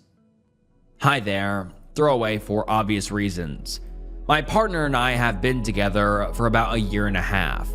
I moved in with him a few months ago because of finances and living situations, and honestly, I am starting to regret it. He has admitted he has anger issues and goes to therapy for it. He always says he's the only one putting effort into the relationship, but I am starting to feel like I'm constantly walking on eggshells. Now that I'm in a better place financially, I've been looking into therapy myself, not for anger, but for trauma I went through earlier this year. Here's the thing, he slams doors even though I've told him it scares me, raises his voice, calls me names, and has broken up with me mid-argument just to prove a point. He's even woken me up by slamming doors when he's mad, and once drove recklessly with me in the car and experiences road rage. When I bring these things up, he'll say stuff like, "That never happened," or "When was the last time I did that?" as if I'm making it up. After social events, he picks apart how I acted and how I spoke. I already have social anxiety, and now I dread going out with him because I know he'll find something to be mad about afterward. Whenever I try to set a boundary or tell him I'm uncomfortable, he keeps pushing.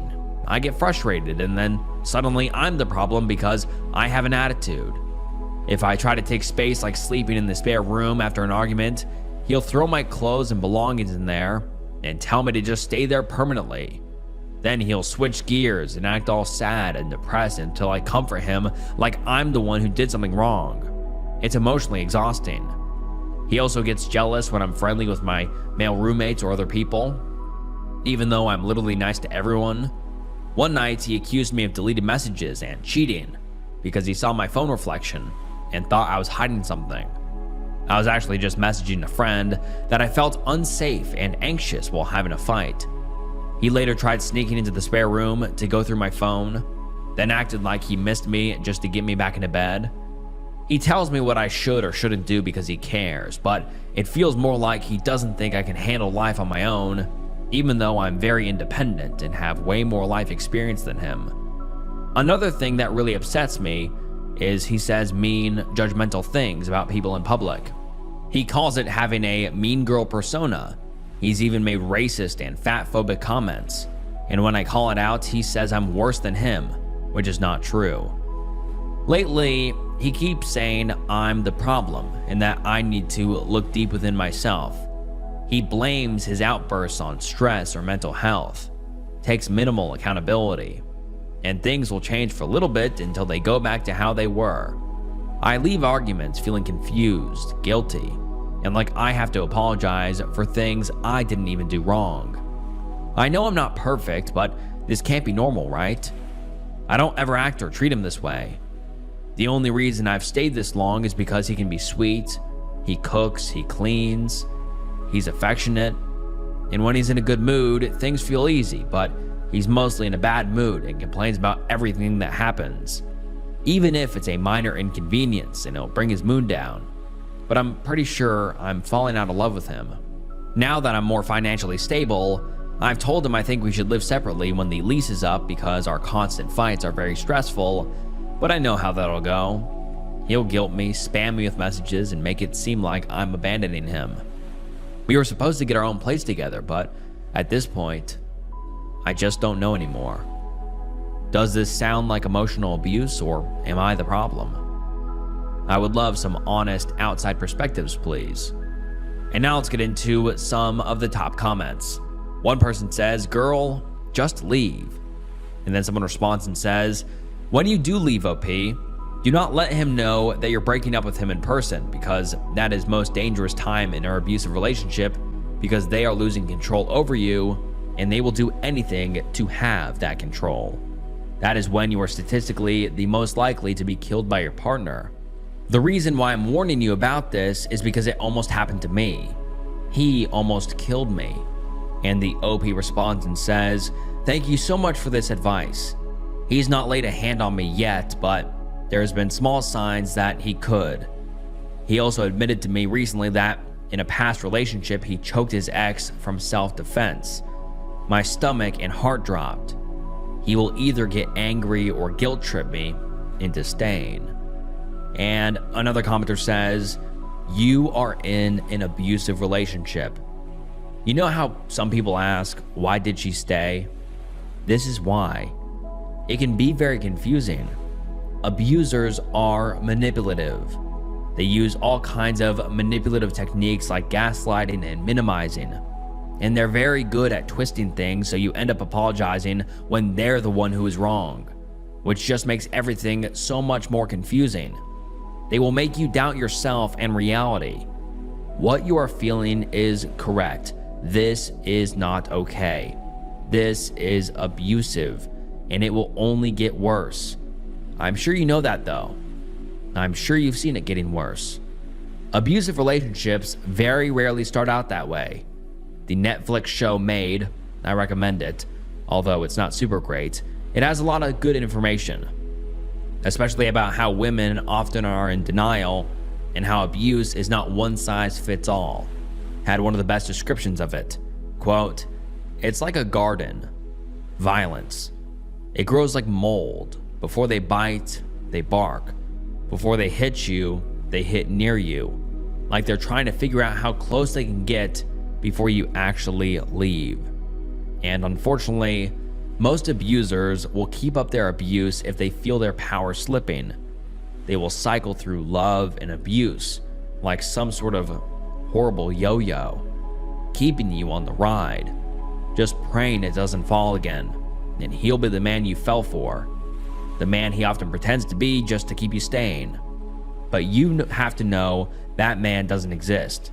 That's a mask he wears.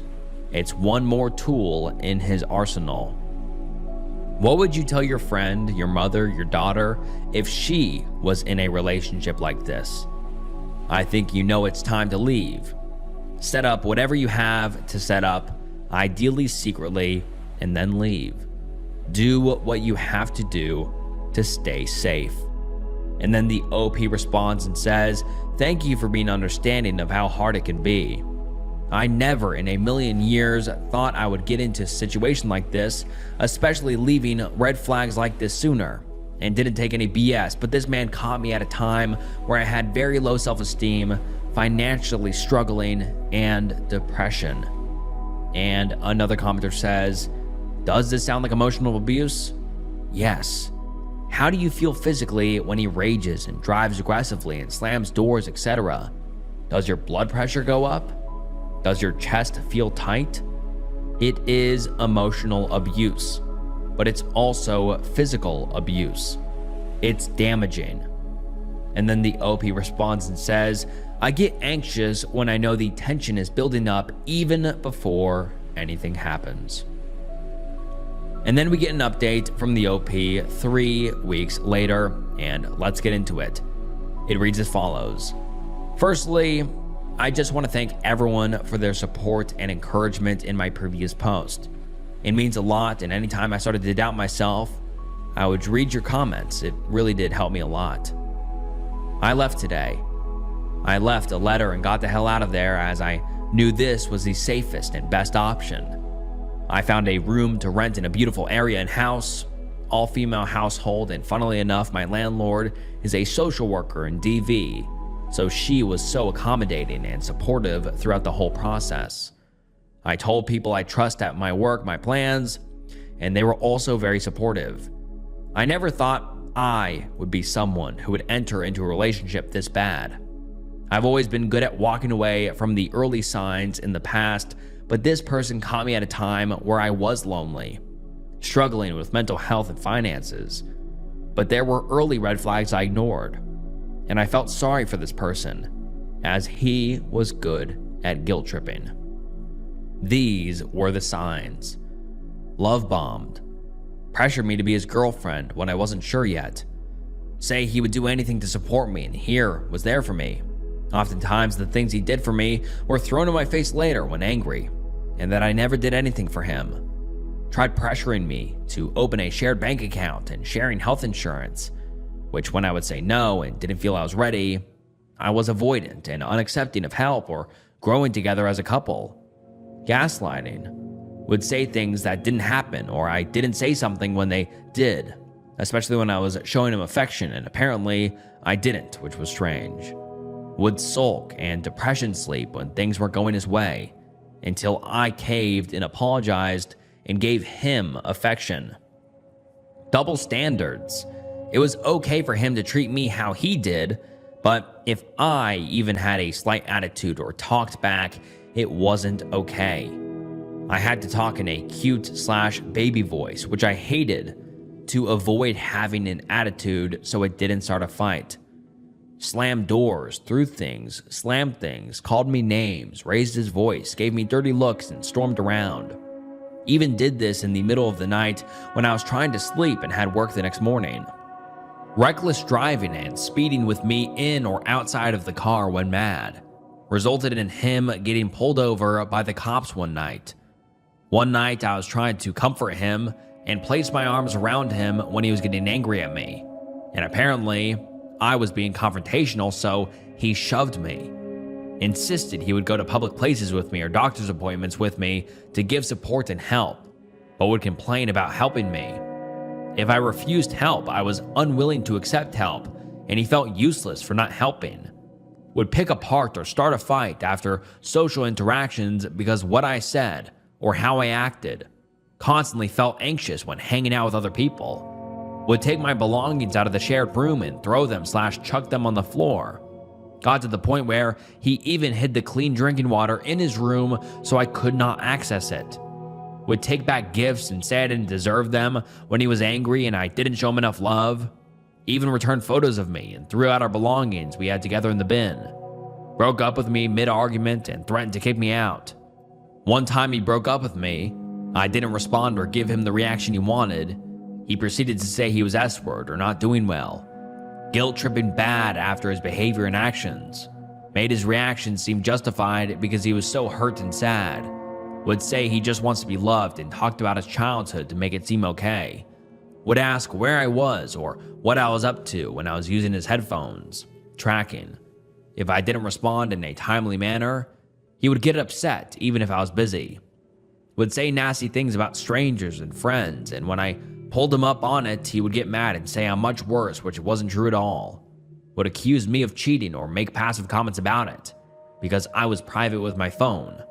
I was private with my phone because I was contacting friends and searching signs of emotional abuse, trying to convince myself I wasn't crazy. I would have panic attacks and they often resulted in me vomiting. One time he completely ignored it and started playing loud music so he didn't have to listen to it. But if I didn't give him help or attention when he wasn't feeling well, I was an awful girlfriend and selfish. If I tried standing up for myself or used logic in an argument, he said he didn't like my tone or I was being condescending. He even pulled out his phone one time to try to prove to me I was condescending, defensive when I was asking a simple question about why he was upset, would nitpick, judge, pick on me, make passive-aggressive comments or tell me what to do. I would get defensive, standing up for myself or setting boundaries, and that was thrown in my face too. When I tried putting my needs first, such as taking space from arguments or needing time alone, I was neglectful, and it was always about my needs. Unrealistic expectations, demanding love and attention often, including telling me to stop working so much or would get angry if I picked up an extra shift so I could save more money. But I should have enough money by now. He worked 6 to 7 days most of the week, would go to the gym and social outings on weekends. He even openly admitted he was emotionally abusive in his last relationship and choked his last partner to protect himself. I don't know how true this is, but I know for a fact he choked her and got physical with her in a fit of rage. There are also rumors about this. If your partner shows even one of these signs, get out. It's not worth your mental, physical, or emotional health at all. Don't wait around for them to physically hurt you, because when they do, you'll be in too deep and it'll be too hard to leave. I'm grateful I got out when I did because we lived with roommates, and I cannot imagine how much worse it would have been when we got our own place together. Thanks again for all of the support. I've got a long road of therapy, healing, and returning back to the woman I used to be, but it's well worth it. I just hope he leaves me the hell alone. Stay safe, everyone. And now let's get into some of the top comments. One person says, "So glad to hear you got out. It's crazy when you add up all of the things that happened over the span of the relationship. Sadly, taken individually, most of these incidents would elicit a 'you need to communicate better' response or something. Please stay safe and go completely no contact. You have no reason to communicate again. And all he will try to do is gaslight you that you need to come back. Don't even allow him to try." And then the OP responds and says, "Thank you guys so much. That's exactly what would happen. Even though I would make an effort to try to de-escalate the situation, he's blocked and out of my life now." Another commenter says, "Has he tried to contact you?" And the OP says, "Not yet. He's not even aware I've left and is still at work." And another user says, "I'm glad he got out. Please don't meet him somewhere just to talk. Don't take any of his calls. Don't respond to any social or emails. He may try to convince you to come back and he'll try better. Please, please, please don't fall for it. Take care of yourself." And the OP responds and says, "Thank you so much. He will, as he has done in the past. He will be completely blocked, and I never ever want to do anything with him again." And the commenter responds again and says, "Did you leave a letter telling him you left?" And the OP says, "I did." And this is the last time we have ever heard from the OP, so I really hope the OP is doing better now and away from this abusive ex she has. And a scary situation, but luckily, I think she got out safe. Some Skinwalker Reddit stories. My brother left to hike the Appalachian Mountains. What came back isn't him. Written by Diet Pepsi B Word. My brother, Kevin, not his real name, I am trying to keep some anonymity, has always been outdoorsy. Growing up, he would wander off into the woods behind my parents' property and stay out there for hours. He said that being out in nature brought him a lot of peace. A few months ago, things kinda spiraled for him.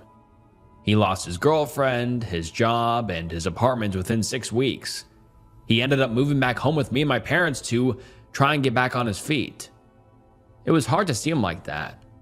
I mean, he was never someone I would describe as an eternal optimist, but that little spark he always had was gone. This past spring, I found him sitting at the kitchen table in the middle of the night. He was picking apart a piece of cold pizza, and it was the first time I'd seen him almost eat something in days. I told him maybe he should get back out into the nature, into some hikes, or maybe do a solo camping weekend. I said that I had noticed he had seemed down lately, and maybe being out in the world could help him get back to himself. In the moment, I wasn't sure if he was really hearing me, but he took a bite of pizza, squeezed my hand, said he loved me, and went back to his bedroom. The next morning, he announced to my parents he was going to hike the Appalachian Trail. My mom was hesitant, but Kevin told her that he knew enough about himself to know that sitting at home in his room was causing more stress than if he could go out and just be in the place that made him feel most at ease. My dad just said that, as long as Kev checked in every few days or so, he didn't see a problem with it. My dad pointed out that it wasn't like Kevin didn't have the experience. He was a Boy Scout turned Eagle Scout turned camping enthusiast. People do that hike all the time, Kathleen. If it were dangerous, no one would be bragging about it. I remember him saying those words exactly. I don't know why they stuck in my head the way they did, but maybe it was the way Kevin seemed to brighten up a little after my dad gave him blessing in a sort of roundabout way. The next 2 weeks were spent helping my brother pack what he would need, registering his hike, and buying a plane ticket to Georgia, where he would start his trip. The night he left, our mom was a mess. She kept fussing over him as if he wasn't a full-grown man. She kept asking him if he had everything he needed, and he just kept assuring her he did and would check in with us once he got to the trailhead. Looking back now, he seemed genuinely excited. If I had known what would happen, I would never let him leave. My brother called like he said he would, just as he was beginning his trip. He even sent a photo in our family group chat that showed him up against a backdrop of purple blue mountains and lush greenery. He had a thumbs up and his signature slightly off center smirk. He wrote, "Finally made it. Love you guys. Talk when I get better reception." Over the next few days, Kevin would send a photo or two, usually of his surroundings, but occasionally he would send a selfie with the caption, "Proof of life." But as the days wore on, we stopped getting updates as frequently. What was a text at least once a day became a text once every 3 or 4 days. My dad blamed it on spotty cell reception, which made sense. And it wasn't as if the messages stopped altogether, and from what I could piece together from his photos and short text bursts, he was making good time. It was around a month and a half into his trip when we realized it had almost been 2 weeks without any communication from Kevin. We called the authorities. We gave them all the information that we had, but based on what we knew, it was hard to say he was even missing. As far as the police were concerned, he had gone off grid with the intent of going off grid. Sending out search and rescue would cost thousands of dollars, and it would be a waste of resources, especially if there was someone else who needed it. They said they would put a notice out to the ridge runners, and if they saw Kevin, they were told to tell him to contact us. My mom was furious, but I couldn't necessarily blame the cops for the reason. We had no evidence to support that Kevin was anything but content out in the wilderness. A few days later, a text came through. Just a photo of a sunset and the words, "Everything is okay here."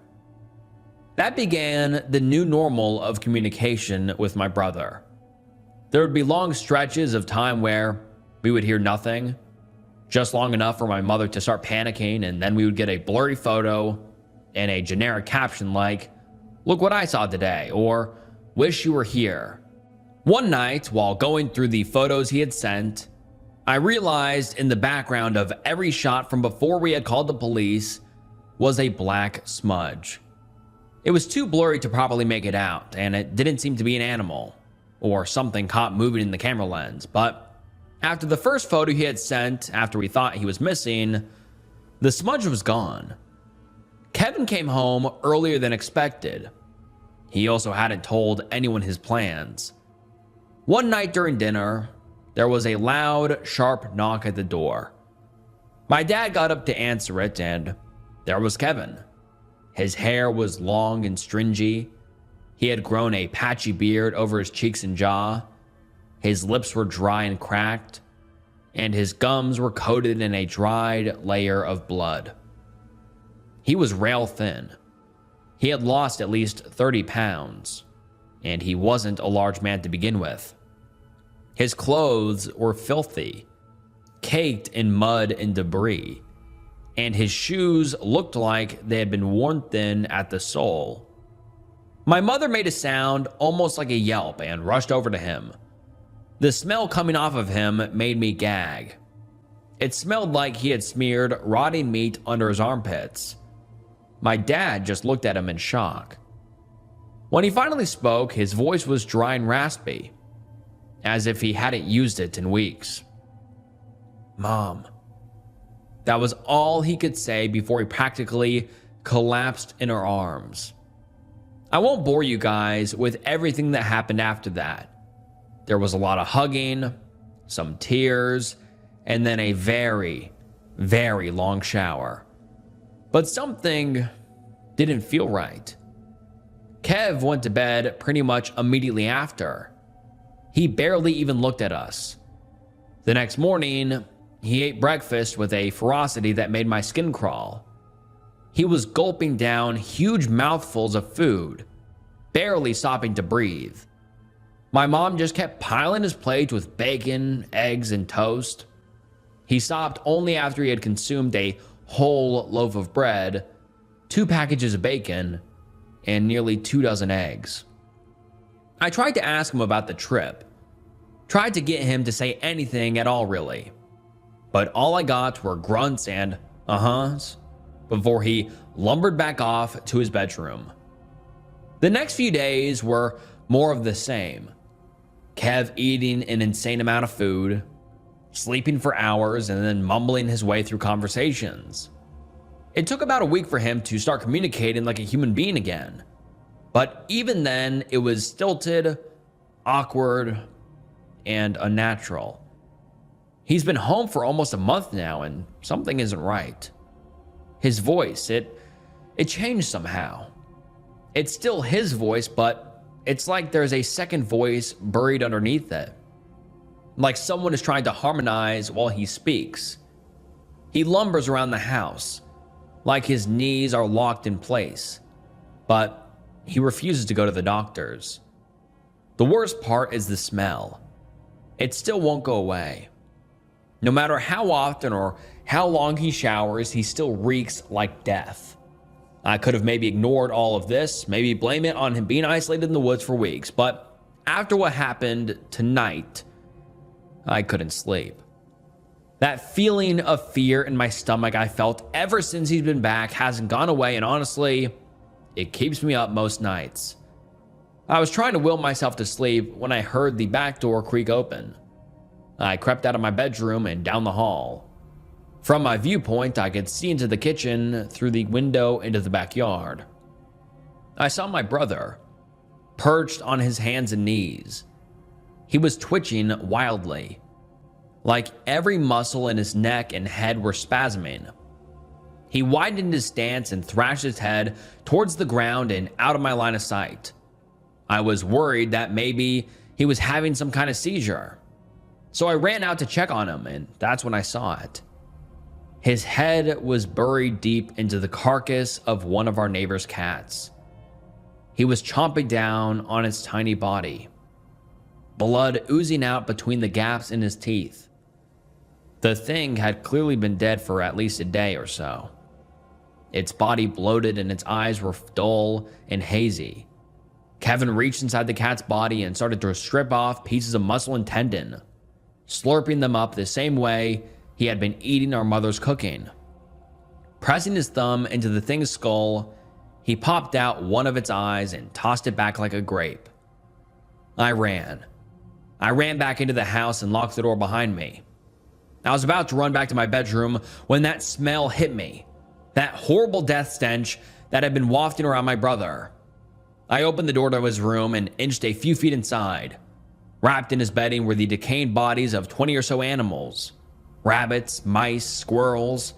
I tried to run into my parents' room to wake them up, to tell them that we needed to call someone.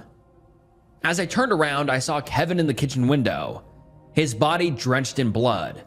He was eyeing me through the glass, his head tilted at an angle that shouldn't be possible, the vertebrae in his neck strained underneath his skin. He lunged at the window and I screamed. My parents woke up then. They found me in the hallway, sobbing, sweating, shaking with fear. I told them what I saw, and my dad rushed outside to try and, well, I don't know exactly what he was trying to do, but it didn't matter. My brother was gone. We called the police and they said it sounded like my brother had some sort of mental crisis. Maybe he had picked up some kind of parasite in the woods that was impacting his brain chemistry. I know they're wrong though. Whatever that thing is, it is not my brother. My brother left for the Appalachian Trail and never came back.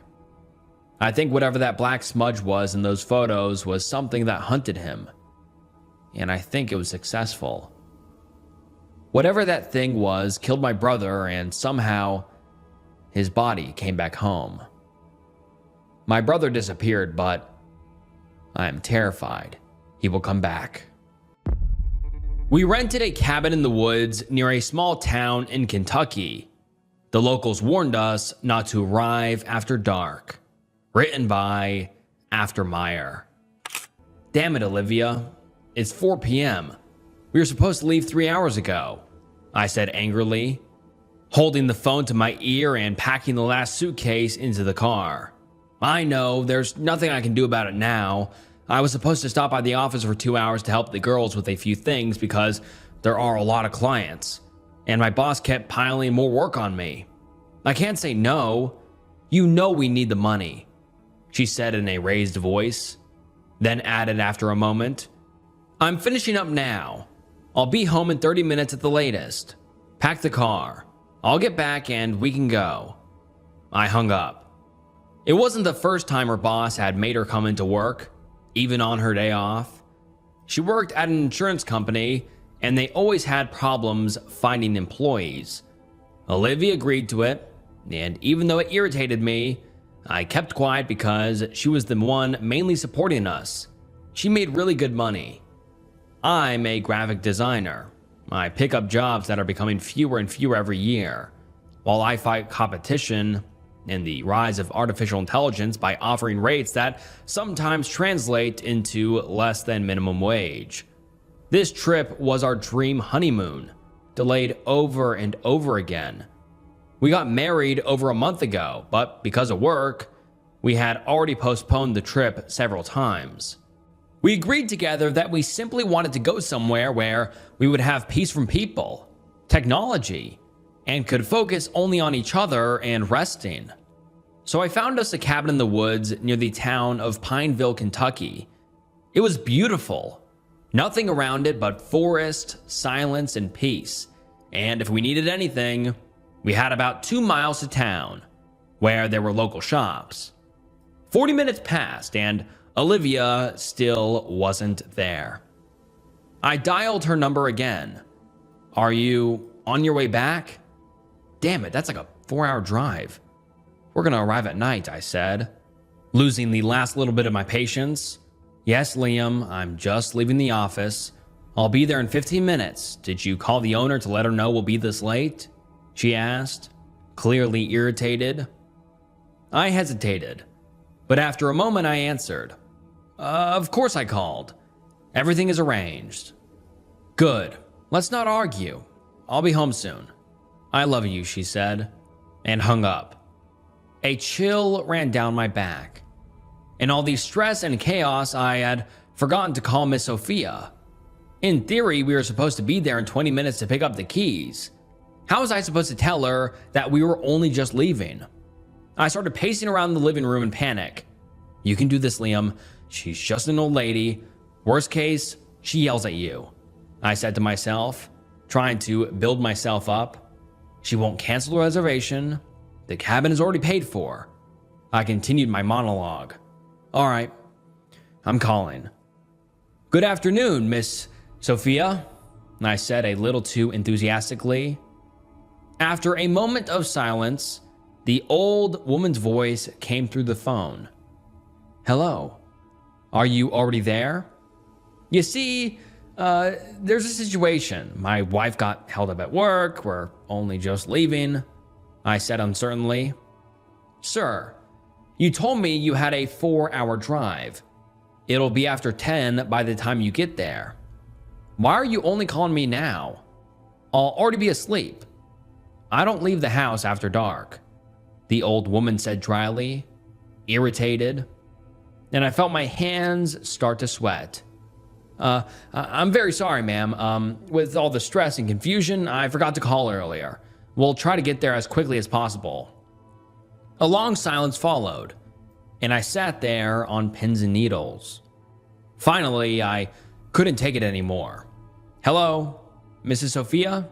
Are you there? I'm here. Come tomorrow morning, the old woman answered firmly.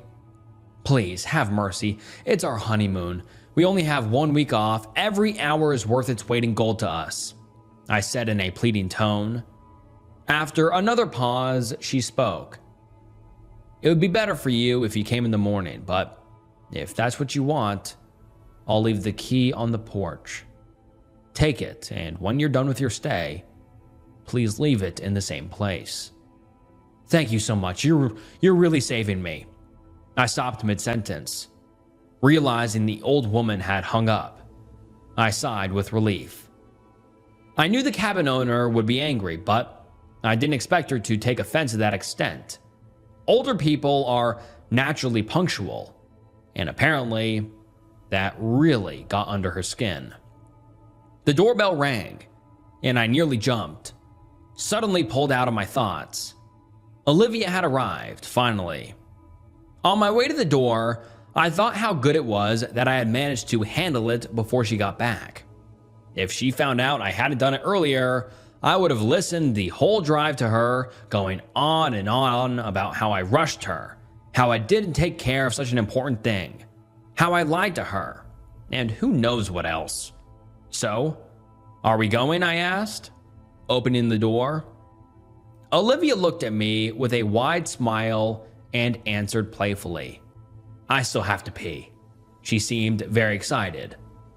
We set off. The drive from Cincinnati to Pineville is about 220 miles, which is roughly a 4-hour drive. The route went by pretty quickly. We talked trash about Olivia's boss, laughed, joked around. We were simply enjoying free time and the lack of pressure from responsibilities the next day. We should be there in 20 minutes. I can't wait until we arrive, drink some wine, and get into bed, I said, grinning from ear to ear.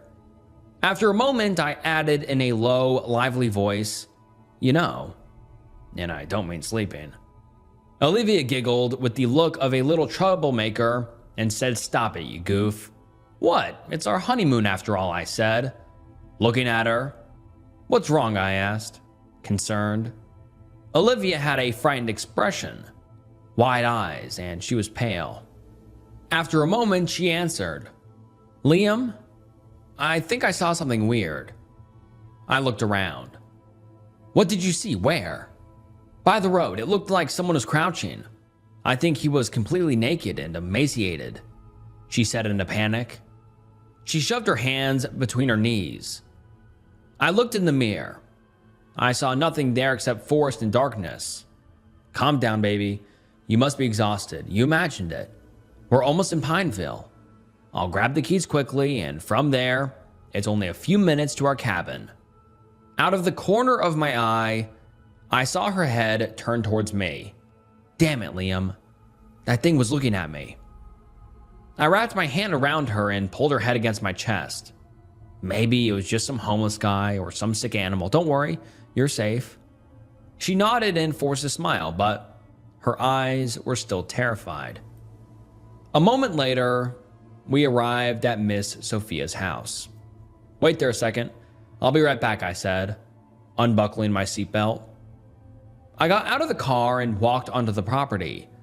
The keys were lying on the porch with a cheap tourist keychain. I took them and made a step toward the car. Suddenly, from a doghouse I hadn't noticed earlier, a medium-sized dog burst out with a roar and charged straight at me. My heart jumped into my throat, and I started running. I barely managed to slam the car door shut behind me before the beast reached me. The dog pressed its front paws against the window, barking. I threw the car into reverse and backed out.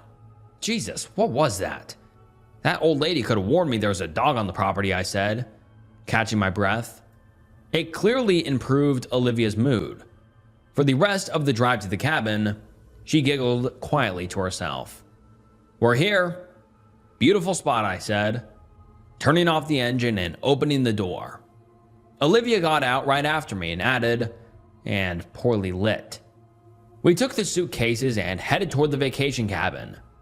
"Yeah, there really isn't much light here," I muttered, struggling with the bunch of keys and trying to aim for the keyhole. I managed. We went inside, and the smell of pine wood greeted us. The front door opened into a small hallway with a coat rack. On the right side, there was a kitchen made up of a piece of countertop and 3 cabinets beneath it. And on the left side, there was a large living room with a couch, a dining table, a fireplace, and stairs leading upstairs. Everything was done in a typical vacation cabin wooden style. I'm exhausted. "We'll, unpack tomorrow. Can you turn on the heat? It's cold in here," Olivia said, taking off her jacket. "Sure, there should be instructions for us using the cabin on the counter," I said, setting the suitcase against the wall. I picked up a small notebook and started reading. There were instructions for using the gas stove, turning on hot water in the shower, information on where the breakers were, and at the end, instructions for heating the cabin. I started reading out loud. The cabin is heated only and exclusively by the fireplace. In the woodshed behind the cabin, there is an amount of wood matched to the number of nights booked. It must be chopped into smaller pieces. The small axe and chopping block are next to the woodshed. I quickly scanned the fire starting instructions and read it out loud. Heating the cabin takes 2 to 3 hours. Please do not leave the burning fireplace unattended. I froze. "Good luck lighting it, Liam. Tonight you're sleeping downstairs so you can bravely guard the burning fireplace," Olivia said, irritated, dragging her suitcase upstairs. Shocked by that information, I took out my phone and opened the listing. "But how only by fireplace? It says here there's electric heating and fireplace heating," I said angrily. I looked out the window. There was no lighting around the cabin at all. How was I supposed to chop that damn wood in the dark?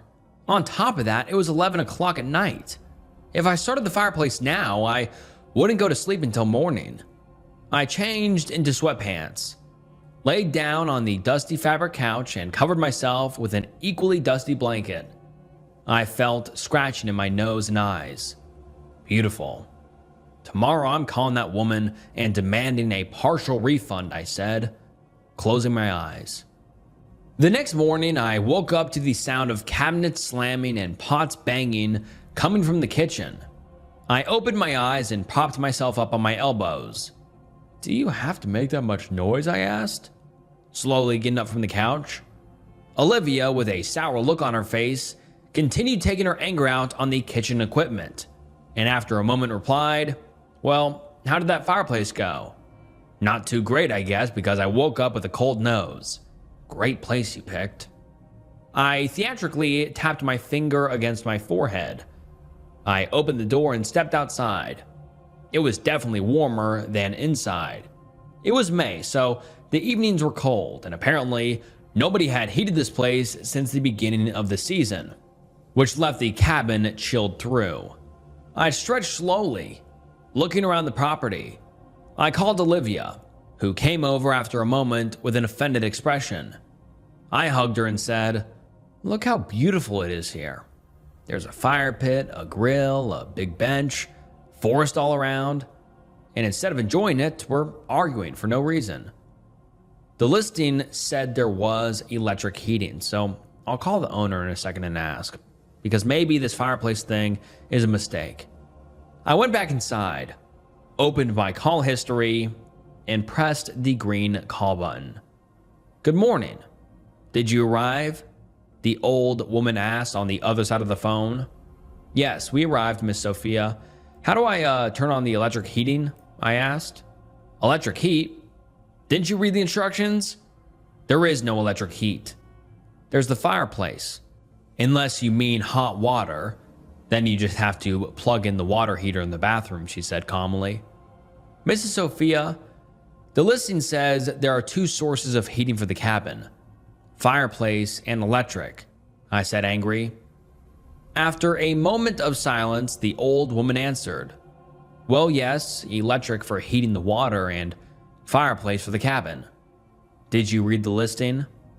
In the additional information from the host, everything is explained." I switched the call to speaker and opened the listing. Sure enough, in the panel on the left side, there was a section labeled additional information, and that information was included there. "I didn't read that part," I said, defeated. Well, that's exactly how it is with you young people these days, all excited, don't read, and then you have complaints. In case you didn't read this part either, if you run out of wood assigned to you, you can buy more from me," she said bluntly, with a hint of malice in her voice, and hung up. I looked at my phone. I felt heat rush to my head. When I talked to her for the first time, she was a kind, sweet old lady. After the payment, she had turned into a nasty old lady. I took 3 deep breaths, slowly letting the air out of my lungs. I wasn't going to let this trip be ruined. I walked over to Olivia, who was just finishing unpacking our things. "Listen, I'm sorry. I checked the listing badly. In the details, it said the heating is only by fireplace." "Oh well, it happens. So what are we doing?" she asked. "Maybe you could run into town and do a little shopping and I'll chop the wood in the meantime," I said, taking her hand. She smiled at me and said, "That's a good idea. I'm hungry." Olivia drove toward town, and I stood there looking at the small stack of wood, wondering how I was supposed to go about it.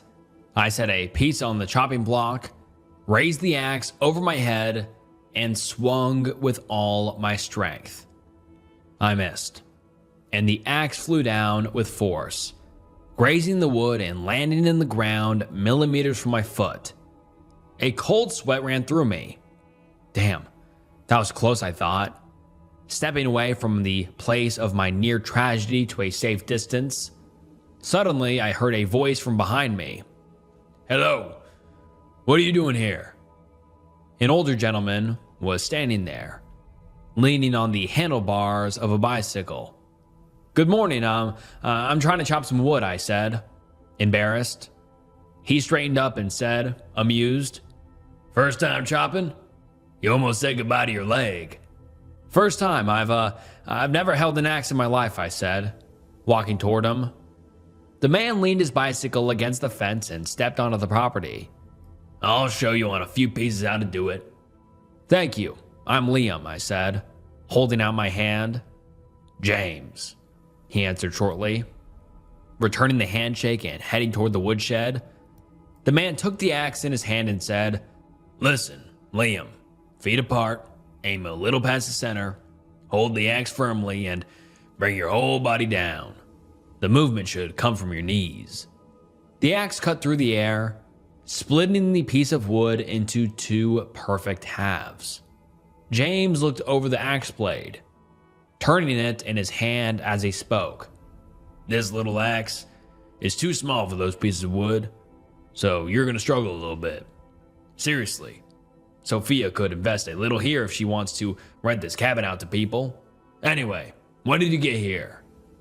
I looked at him, full of admiration. My wife and I arrived last night. James looked me straight in the eyes and grew serious. At night? You arrived after dark?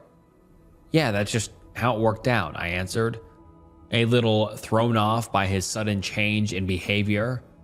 This whole time he had almost been smiling, and now that icy tone and serious face.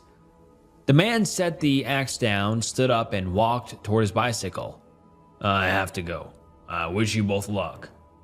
Thanks, I called after him, scratching my head.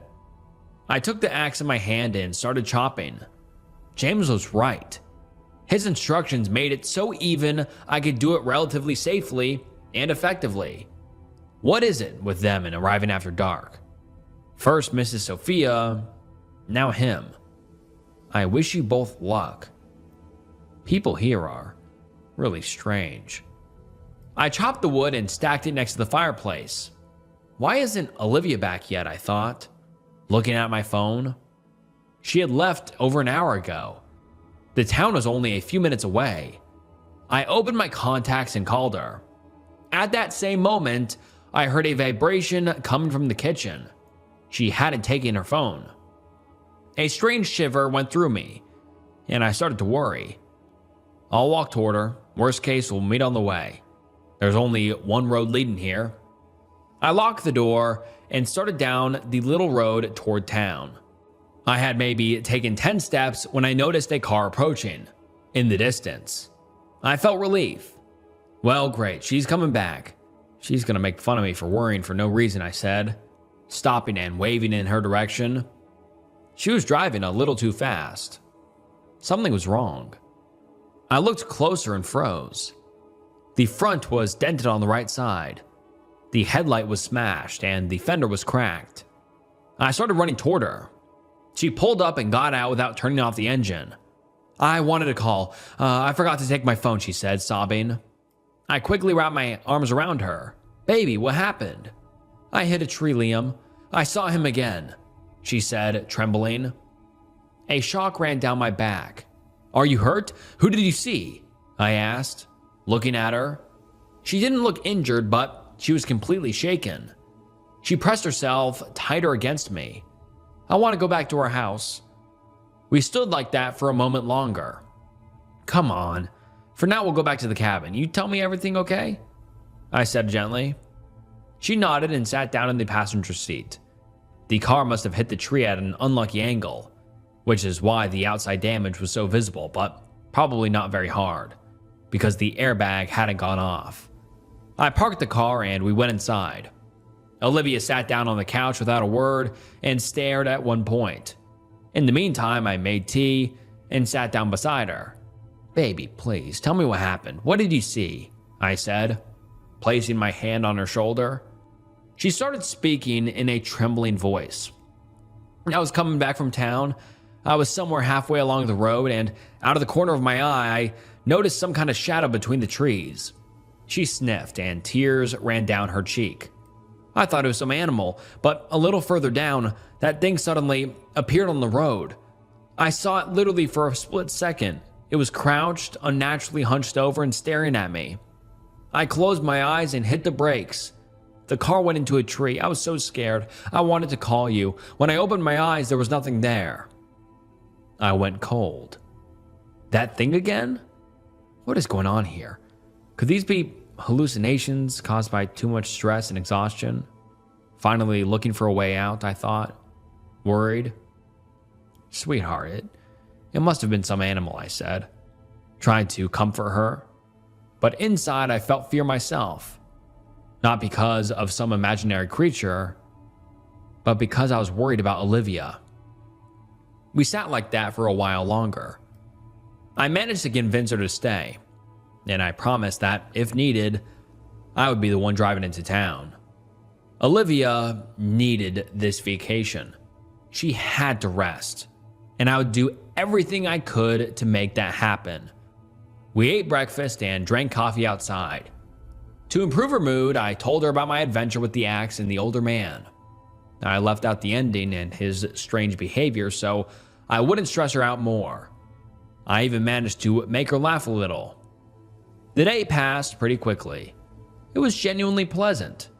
We spent most of it outside enjoying the sun and the charm of the place. It was getting close to 6 p.m., and it slowly started getting dark. We went back inside. Olivia started making dinner, and I lit the fireplace and took out the wine glasses. The previous evening hadn't gone well. I hoped this one would be different. We ate in a pleasant atmosphere, enjoying the wine and the warmth coming from the fireplace. The fire slowly started dying down, so I suggested going to the bedroom. Olivia went to take a shower, and I sat on the couch, finishing the last sip from my glass. Unfortunately, the shower stall was too small for the two of us. After 15 minutes, she came out, and a cloud of steam rolled out of the bathroom. I stepped into the shower base, turned on the water, and shouted, "Damn it with this cabin." A stream of cold water shot from the shower head, pouring over my head and the rest of my body. The hot water must have run out, I thought, looking at the small electric water heater. After my unplanned cold shower, I went up the wooden stairs and crossed into the bedroom. I looked at Olivia. She was lying on her side. I slowly laid down beside her and realized she was asleep. I was a little disappointed. I had hoped for a somewhat more intimate evening, but I understood she had to be exhausted. She had gone through a lot of stress and emotions today.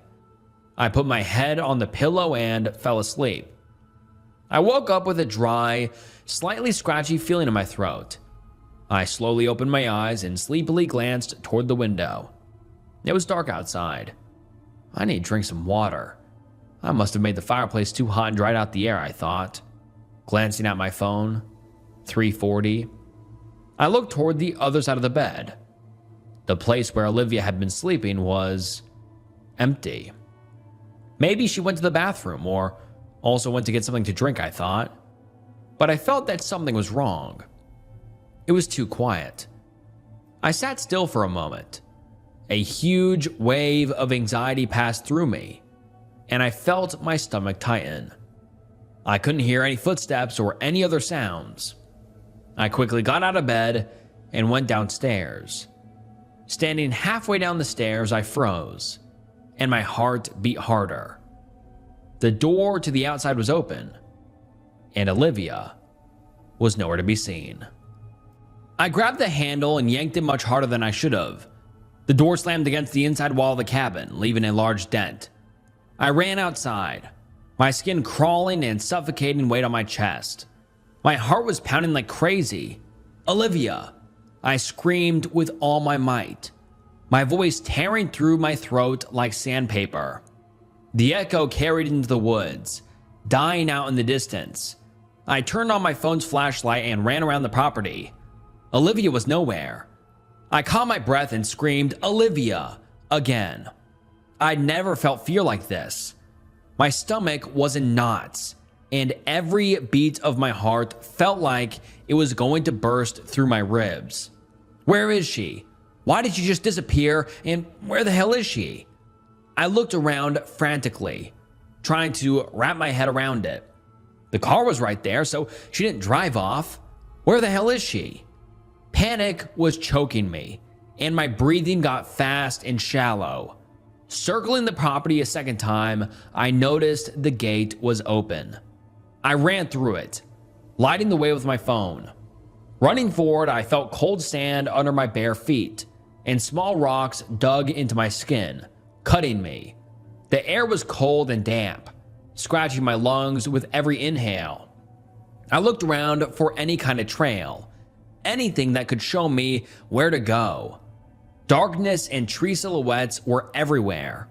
All I could hear was the rustle of the woods, insects, and the thumping in my temples. I ran about half a mile. My lungs were burning like fire. I had to slow down to a jog. My hands were shaking, and I felt completely hopeless. My head was empty, except for one question. Did I lose her forever? Suddenly, from my right, I heard a very faint sound. I strained to listen. I heard my name. I wasn't sure if it was real or if I was just going crazy. I didn't care and ran straight into the trees. Branches snapped and scratched my arms and legs. I ignored the pain. Only finding her mattered. The sound grew. I was getting closer. I ran, pushing through trees and brush. I heard a quiet sob and a sharp jolt went through my whole body. It had to be her. I sped up, reached a fallen log and jumped over it. I froze, and my heart stopped with me for a split second. Something was lying under the tree. Olivia. She was in just her pajamas, her arms and legs all scratched up. She had sand and dirt in her hair. I started to shake. My legs went soft. Olivia, I screamed, running towards her. I hugged her tight. It's okay, honey. What happened? What are you doing out here? The adrenaline crashed, and tears fell from my eyes. A mix of everything hit me. Fear, relief, anger, all of it. I held her as tight as I could, repeating, it's okay. I found you. It's okay now. We stayed like that in silence until she finally spoke. Liam, I don't know what happened. I woke up, opened my eyes, and I was already here. I think it only just hit her that I was there because she squeezed me back. I felt the warmth of her body, and with it, a massive wave of relief. She continued, head tucked against my chest. I called for you. I called for help, but nobody came. I was here all alone. I'm cold. Please, let's just go. Another wave of tears hit me, dripping on her head. I held her like she was the most precious thing in the world. I couldn't stop. She was so terrified and helpless. The sight of her was breaking my heart. It hit me how much I loved her. If I lost her, I would lose myself too. I took off my shirt and covered her back. It's okay. Let's go. We're almost there. When I grabbed her arm, I felt how cold she was. Usually silky, soft, and warm. Now she was rough from the wounds and dirt. Even though I wanted to know what happened, I didn't ask. I saw that she was terrified and lost. We walked in complete silence, broken only by her quiet sobbing. When we returned, we sat at the table. I immediately wrapped her in a blanket. Now, in the light, I saw her clearly. She was pale and covered in dirt, and her body was full of small wounds and... What is this? I asked, shocked, pointing at her leg. I don't know, but it hurts a lot, she answered quietly, sniffling. On her leg was a massive red mark wrapping around her entire calf. I knelt and looked at it closely. Cold sweat rolled down my forehead. 4 thin marks spaced almost perfectly apart. Looked like fingers. It's impossible. They're too thin and too long for a human hand.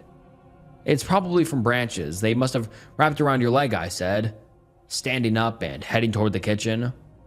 I put on water for tea, trying to make things feel normal. Olivia didn't answer. She sat motionless, staring blankly at the corner of the table. I added after a moment, Honey, you probably sleepwalked. She lifted her head and looked at me, her eyes full of anger and disbelief. Liam, I have never sleepwalked in my life, and what the hell was I doing a mile into the woods, for God's sakes? She asked, her voice rising. I put the bags into the mugs, staring at the kettle. I didn't know what to say. She was right. I'd never seen her sleepwalk. I'd never heard of sleepwalkers doing that. I walked over and looked deep into her eyes. Listen, honey, we haven't had a vacation in years. We're under constant stress, work, sleep. That's it. Maybe now that your body is resting, it's all coming out. In a few days, once you get some real rest, everything will go back to normal, I promise. Maybe, she said, trembling, then added as she stood up, I'm gonna take a shower. I feel disgusting. I stared blankly at the bathroom door. Even though she was safe, I couldn't calm down. I felt a knot in my stomach. The stress wasn't letting go. What should we do? Go back home or stay here? I'm almost certain she needs this vacation, that she needs to just rest. I'm sure once she relaxes, everything will work out. I kept telling myself that. I took the hot tea and sat on the couch. Now that the emotions were fading, I felt the sting from the cuts on my legs. There were so many. Most were shallow, but the ones on my feet were deep. After a moment, Olivia came out of the bathroom and asked, "Liam, are we going to bed?" "Go ahead, honey. I'll join you in a second. I just need to get it together," I said with a forced smile. She ignored it and went upstairs. I washed my feet, took tweezers, and started pulling out splinters and pebbles. There were so many of them. I started to get drowsy. Everything was blurring. I leaned my head back and sank into it. Pain shot through my neck. Damn! I fell asleep sitting up. I slowly opened my eyes and my heart beat harder. A heavy sense of wrong washed over me. It's too quiet. I looked sharply toward the door and a jolt went through my neck again. It was light outside and Olivia always woke before me. I thought, bolting to my feet. Panic hit me. I grabbed the handle. The door was locked. I ran quickly up these stairs. Standing outside the bedroom, I heard quiet snoring. I felt relief. She was there, sleeping safe and sound. I wiped the sweat from my forehead and checked the time. It was 8 a.m. I had slept maybe 2 hours. I was wired. No way I'm sleeping now. My body was in full fight or flight mode. My heart rate was closer to a CrossFit workout than a resting state. On shaky legs, I went downstairs and put on coffee. Holding the spoon, I noticed my hands were shaking. I took the hot mug and went out on the porch, leaving the door open. Warm sunlight hit my face. Outside, only the birds and a gentle breeze. It looked completely normal, like nothing happened last night. But it still didn't sit right with me. What happened in the night was wrong. The thought sent a cold shiver through me. How did she end up all the way out there? I sat there for 2 hours, stuck in my own head. What really happened? What should we do? A strange sound from upstairs snapped me out of it. It sounded like one long, dragging scrape of something hard against wood. At first, I thought mouse or squirrel, but it was different. It resonated. It was too clear and too loud for a small pest. It's probably the roof, temperature change. It was cold last night, now the sun's out, the logs are expanding, I'm just tired. My senses are off, I thought. I poured another coffee and went back to the porch to enjoy the silence. I sat down and suddenly I heard a voice right behind me. I almost jumped, spilling boiling water over my legs. A sharp, burning pain hit my thigh and my cut feet. "Did you make coffee for me too?" It was Olivia. I looked at her, writhing and pulling off my pants with the hot stain. "Damn, how did you sneak up on me like that?" I said, wiping tears from my face. I tossed my wet pajama pants aside and froze. How did she come down so quietly? These are wooden stairs. You can hear a creak from a mile away. "I smelled the coffee and came down," she said, staring out toward the woods. Heat rushed to my head. I was pissed and my leg was already turning red. I took a deep breath and slowly let it out. I forced myself to calm down. "How are you feeling?" "Fine," she replied, heading toward the kitchen. I watched her, and unease replaced the anger. She was moving weirdly. Her back was stiff and straight, and she was walking on her tiptoes. I followed her. "Olivia, are you sure everything's okay? I was waiting for you to wake up. We need to decide, are we staying or going back?" "Let's stay. Like you said, Liam, it's probably stress," she said, without looking at me. Something was wrong. I stepped closer and looked at her. She was too calm, too quiet. Usually, everything shows on her face. She laughs or yells or cries. She never acts like this. Cold. Flat. I hugged her waist and pulled her to me. Honey, are you sure everything's okay? You're acting strange. Are you sure you want to stay here? She turned her head toward me and I froze. For the first time that morning, she looked me in the eyes and said coldly, "Yes, Liam." I backed away. In her eyes, I saw a strange white void. I saw it for literally a split second. Then her look went back to normal. A sudden spike of fear made my heart ache. I must have imagined it.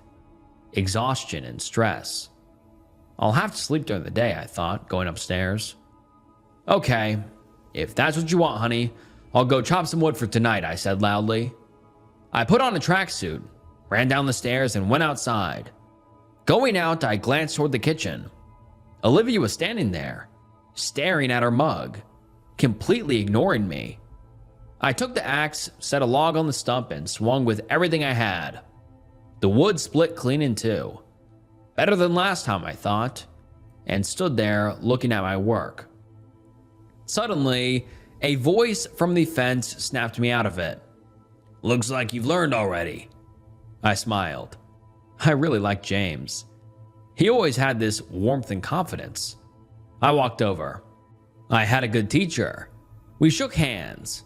"Legs are fine from what I see, so why the limp?" he asked, smiling. I felt a chill on my neck. "Yeah, I went outside barefoot, got some splinters." James laughed.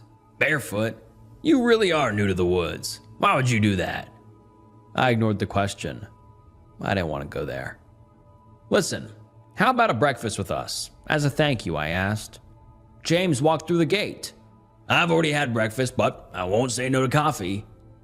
Halfway there, I called out, "Honey, make some coffee. James is here." For a second, things felt normal again. Olivia stood in the doorway and I said, "James, this is my wife, Olivia." I looked to the side and realized I was talking to myself. I turned around. James was frozen halfway down the path, staring at the porch. He went pale. His warm gaze was gone, replaced by fear. "James?" I asked. He took a few steps back. "Damn, sorry, I gotta run," he said, then walked off fast toward the exit. At the gate, he stopped. "I'm sorry, really." Then he was gone. The shock tightened my throat. I looked at Olivia. She just walked inside, indifferent, like nothing happened. I felt a squeeze in my stomach. I just stood there, trying to make sense of it. James left like that before. Maybe it's his age, maybe he remembered something. And Olivia, she went through a trauma, woke up alone in the woods. Of course, she's not normal. I need to be a man and support her, I thought, and headed inside. She was sitting on the couch with a mug of cold coffee, staring at the stairs. I sat next to her. "Honey, is everything okay?" She took a sip. "Liam, I already said." She said it with no emotion, just a resonant drawl at the end. The way she said it made the hairs on my neck stand up. I didn't know what to do. I felt helpless, like I was about to go crazy. I stood up and went out. "Get it together, Liam," I muttered on the porch. I started pacing. She says she's fine, but there's no way she's fine. "We'll wait until tomorrow. If it's not better, we're leaving. Psychologist, psychiatrist, whatever." My thoughts were racing, mixing with the exhaustion. It felt surreal, like my body wasn't mine anymore. I was moving, but it didn't feel like me. I needed to do something normal, so I went back to chopping wood. It took half the day, and every hour I felt the tension falling off. I stacked wood by the fireplace and put the rest in the woodshed. I went back inside, and Olivia was nowhere. I looked up. She probably went to lie down. I went to the fireplace and started stacking. My stomach growled. I hadn't even eaten breakfast today. Let her sleep. I'll make lunch. I'll wake her when it's ready. I prepared the food and went outside. I lit the grill. Soon, the smell of meat and spices filled the air. My mouth started watering. Now I just had to wake Olivia, I thought, heading inside. I went to the stairs and called out, "Honey, come down. Lunch is ready." Hollow silence. Unease shot through me. I ran upstairs, 2 steps at a time, and looked at the bed. Olivia was on her side, back to the door. Dread shook my whole body. "Olivia?" I asked. Silence. I walked slowly around the bed. She wasn't moving. Eyes closed. I went pale, holding my breath. Then I saw it. The calm movement. She was breathing. I nudged her shoulder. "Hey, you coming to eat?" No reaction. I stood there tense. She must be exhausted. I walked around on my tiptoes. I'd just put the meat in the fridge and make it fresh later. For now, I'll let her rest. I sat and waited, hoping she'd join me. Hoping she'd come out with a smile and say, "What smells so good?" Or even be mad that I didn't wake her. But nothing. I lost my appetite. The grill went out. The meat went cold. A chill ran through me. It was almost 7 p.m. The sun was setting. It was cold. I went in to light the fire. Time passed. I kept checking on her, then dozing off.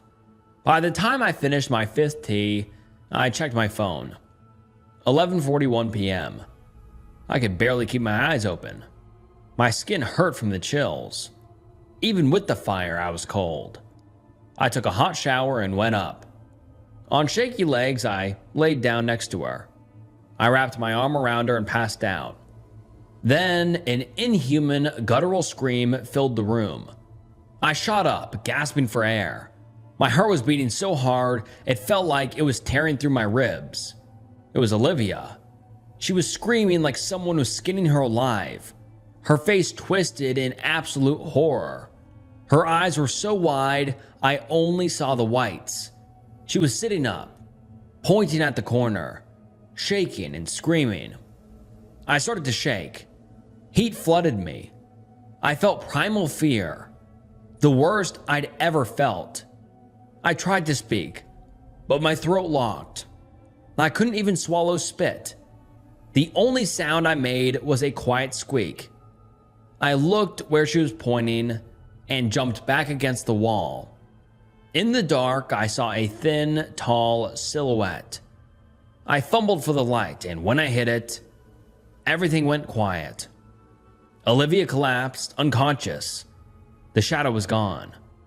On the wall, only one thing remained. 4 perfectly parallel gouges. I don't remember how we got to the car. I felt like I was trapped inside some horrible dream. A nightmare. I left everything behind. Keys, clothes, phone, wallet. I picked Olivia up in my arms, unconscious. And a moment later, we were already on the road. She was in the back seat, and I was in the front with my shaking hands gripping the steering wheel. Normally, this would have been a real feat for me.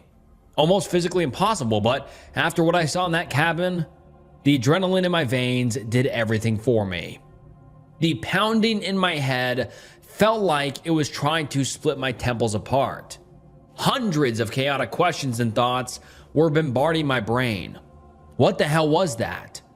Olivia had been screaming at the top of her lungs like she was possessed, in some inhuman, agonizing voice.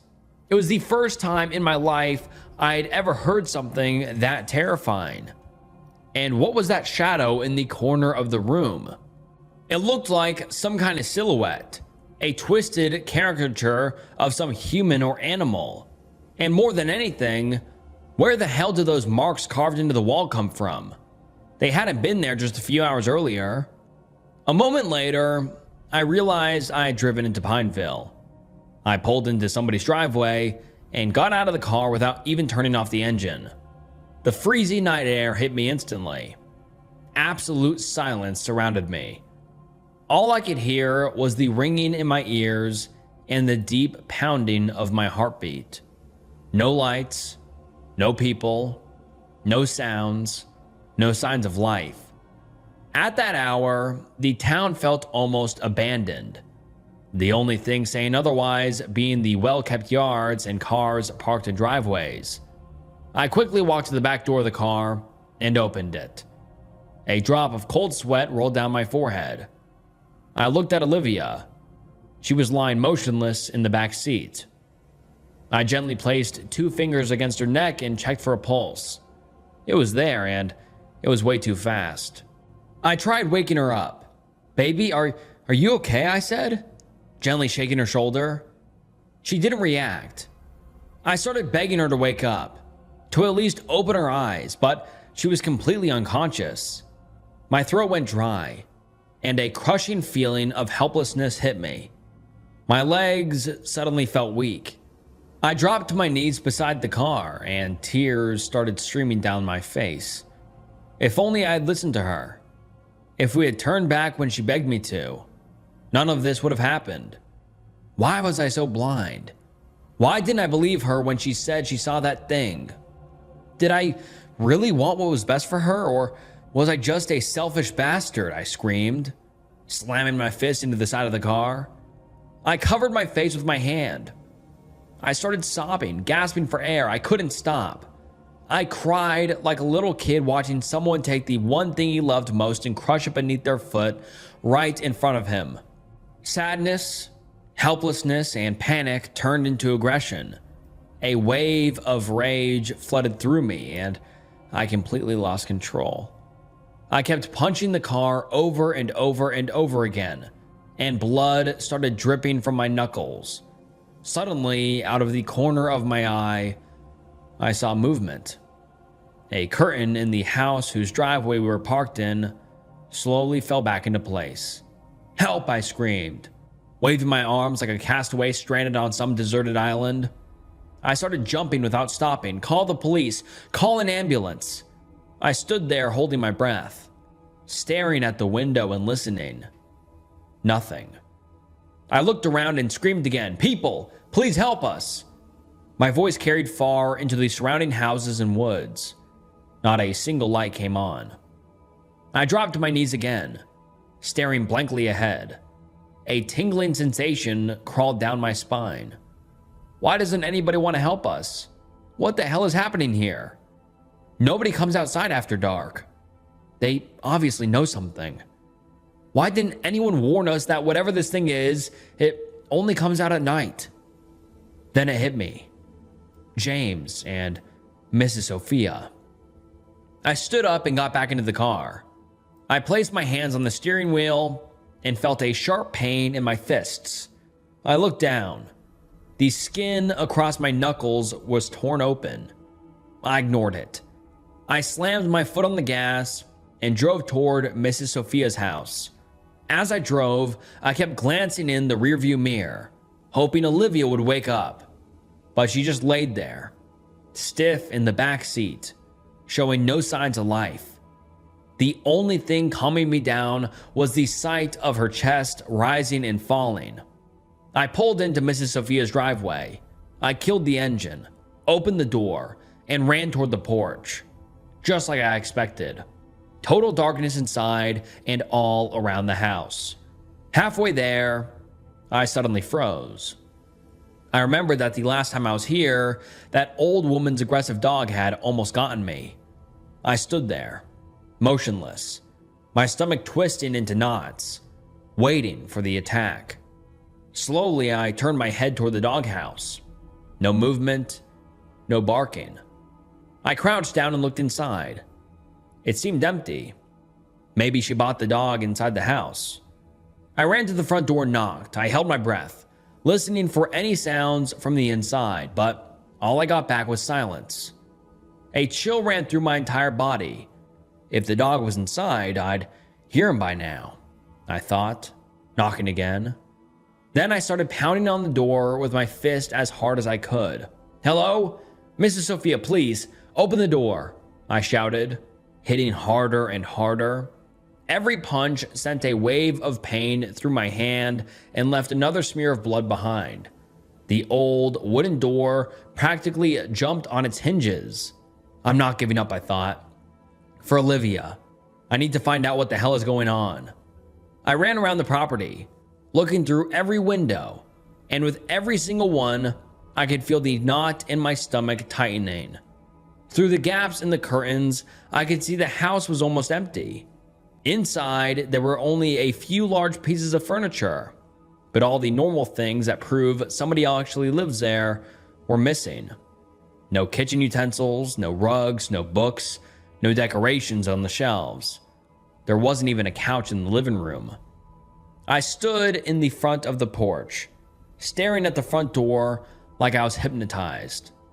What the hell is going on here? Did the old woman leave, I thought? Suddenly, I heard a muffled pounding against glass coming from the car. I spun around. It was Olivia. She was looking around in terror, tears in her eyes. She was crying for help.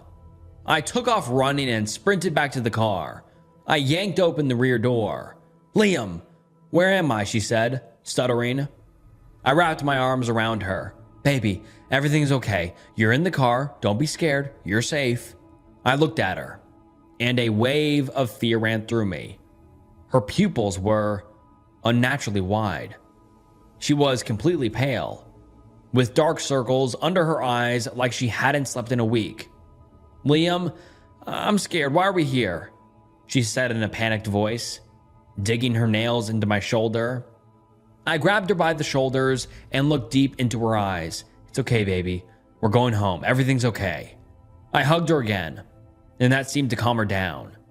At least a little. I got back into the car and we drove off. I wanted to take her to the hospital, but Olivia kept begging me to take her home. "Liam, please. I just want to lie down in our bedroom, in our bed, please." That was the answer to every argument I made. I didn't know what to do. And I didn't know what the hell I was supposed to tell a hospital. Some strange creature attacked my wife during our honeymoon. I saw it too. They'd lock us both in a psych ward, I thought. So I agreed to drive us straight home. If she didn't feel better by tomorrow, we'd go straight to the hospital. During the drive, I felt non-stop, growing tension throughout my entire body. I kept looking around, checking if that thing was following us, if it would suddenly appear on the side of the road or in my rearview mirror. I asked Olivia if she remembered what happened. I had a horrible, terrible nightmare. I was so scared. I don't remember it exactly, but I know something really bad happened in it, she answered, curling up. After a long pause, I looked over at Olivia. She had fallen asleep. We were almost at the exact stretch of road where she had first saw that thing. I could feel panic taking over my body, like I was wearing a ticking bomb whose timer was about to hit 0. We were getting closer to that place. Closer and closer. Sweat started rolling down my forehead, one drop after another. I prayed we'd get through that stretch as fast as possible. I prayed that thing wouldn't show up. Just one more mile, I thought, holding my breath. I tightened my grip on the steering wheel, looked toward the shoulder, and a massive wave of relief hit me. I gasped for air and finally relaxed. There was nothing there. We were safe. The nightmare was over. The rest of the drive went by fast, and I spent most of it fighting my heavy, drooping eyelids. I pulled into our driveway and killed the engine. Olivia was still asleep. The dashboard clock read 6:30 a.m. The sun was coming up, flooding everything with warm morning light.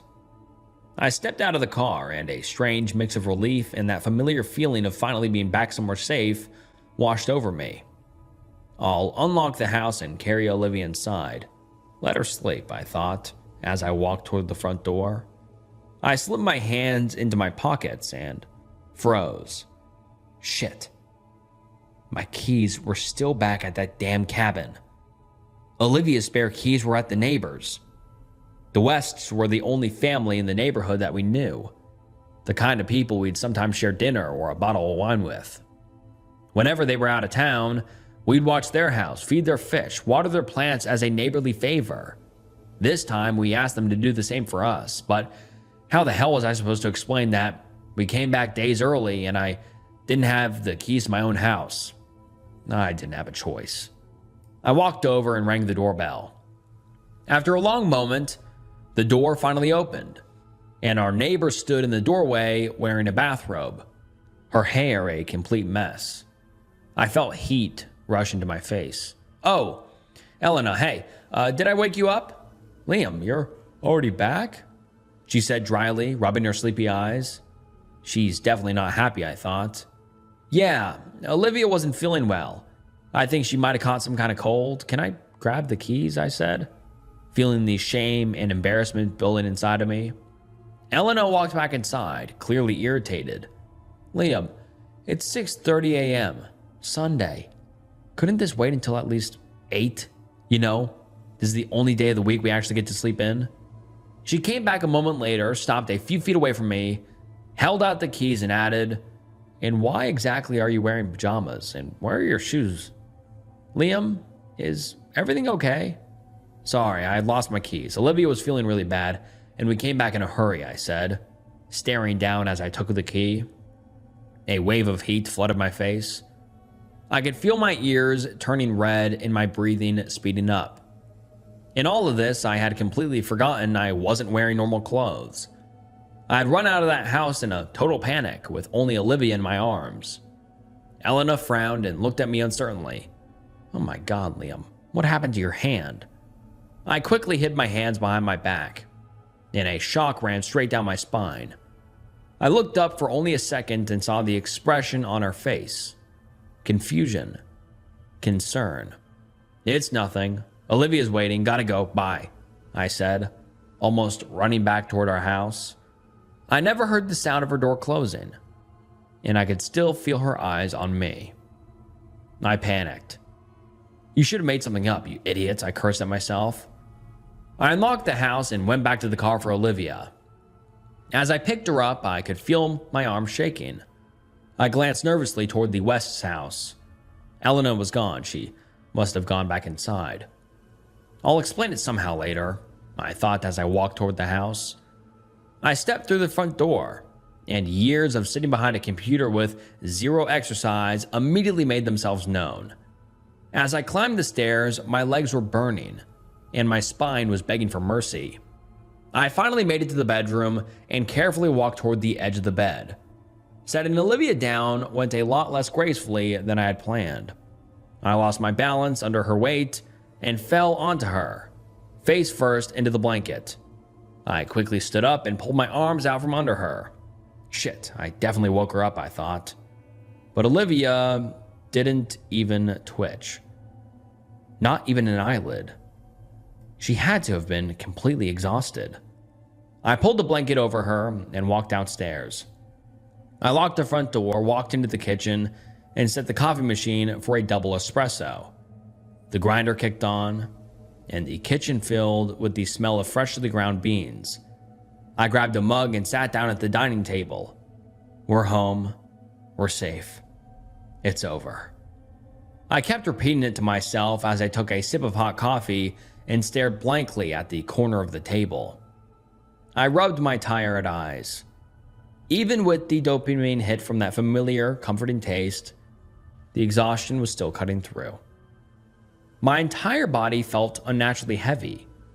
My hands were tingling, and my muscles kept twitching uncontrollably. All I wanted was to lie down next to Olivia, hold her, and fall asleep for a while.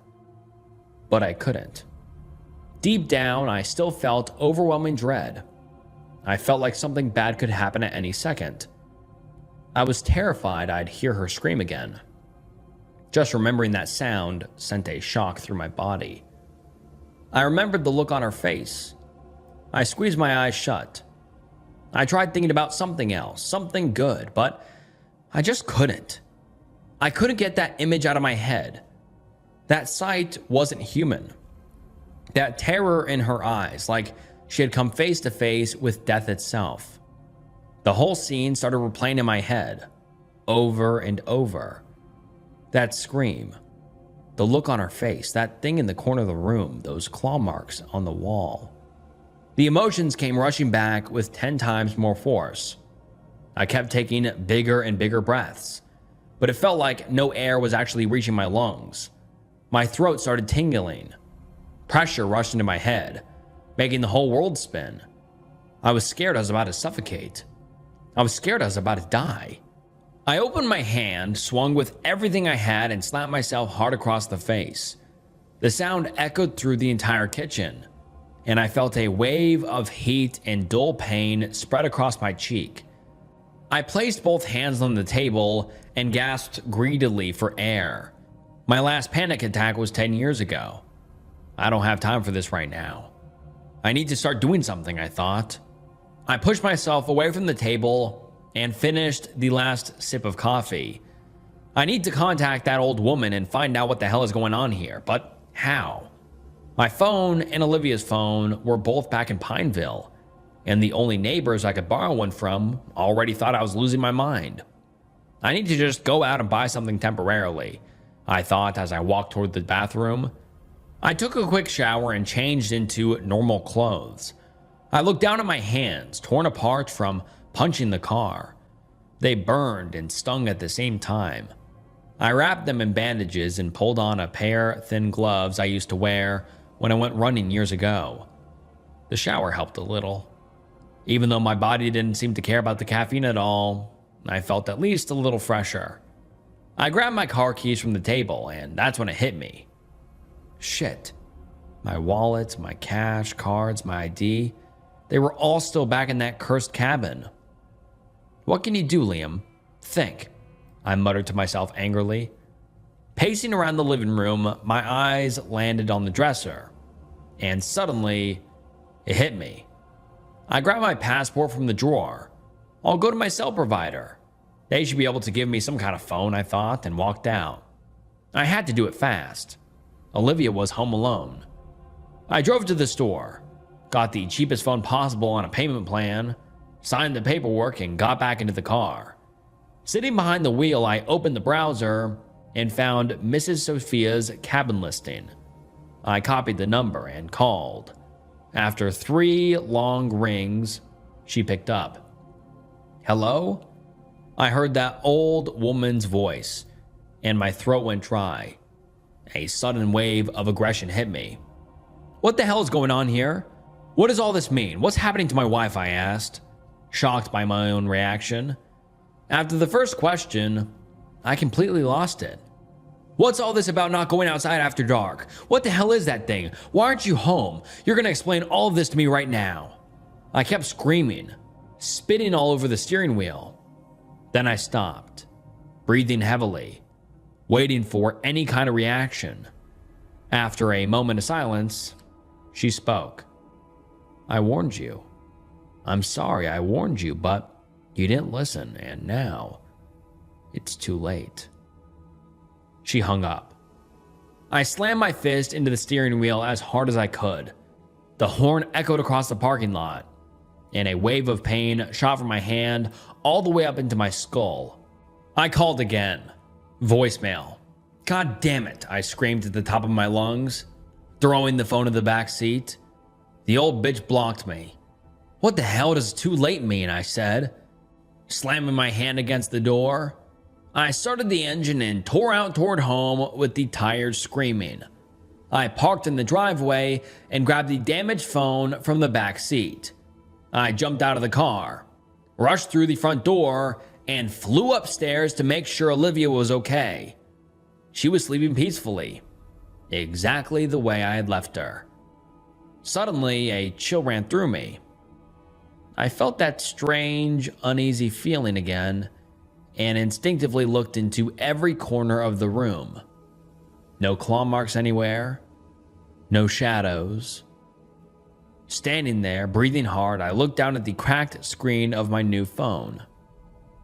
The display read 10:47 a.m. I sat down on the bed next to Olivia. I can't do this anymore. and collapsed onto the bed.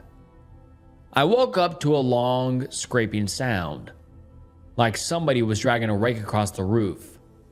A violent shock shot through my body, and I jumped out of bed. I turned on the bedroom light. I looked around.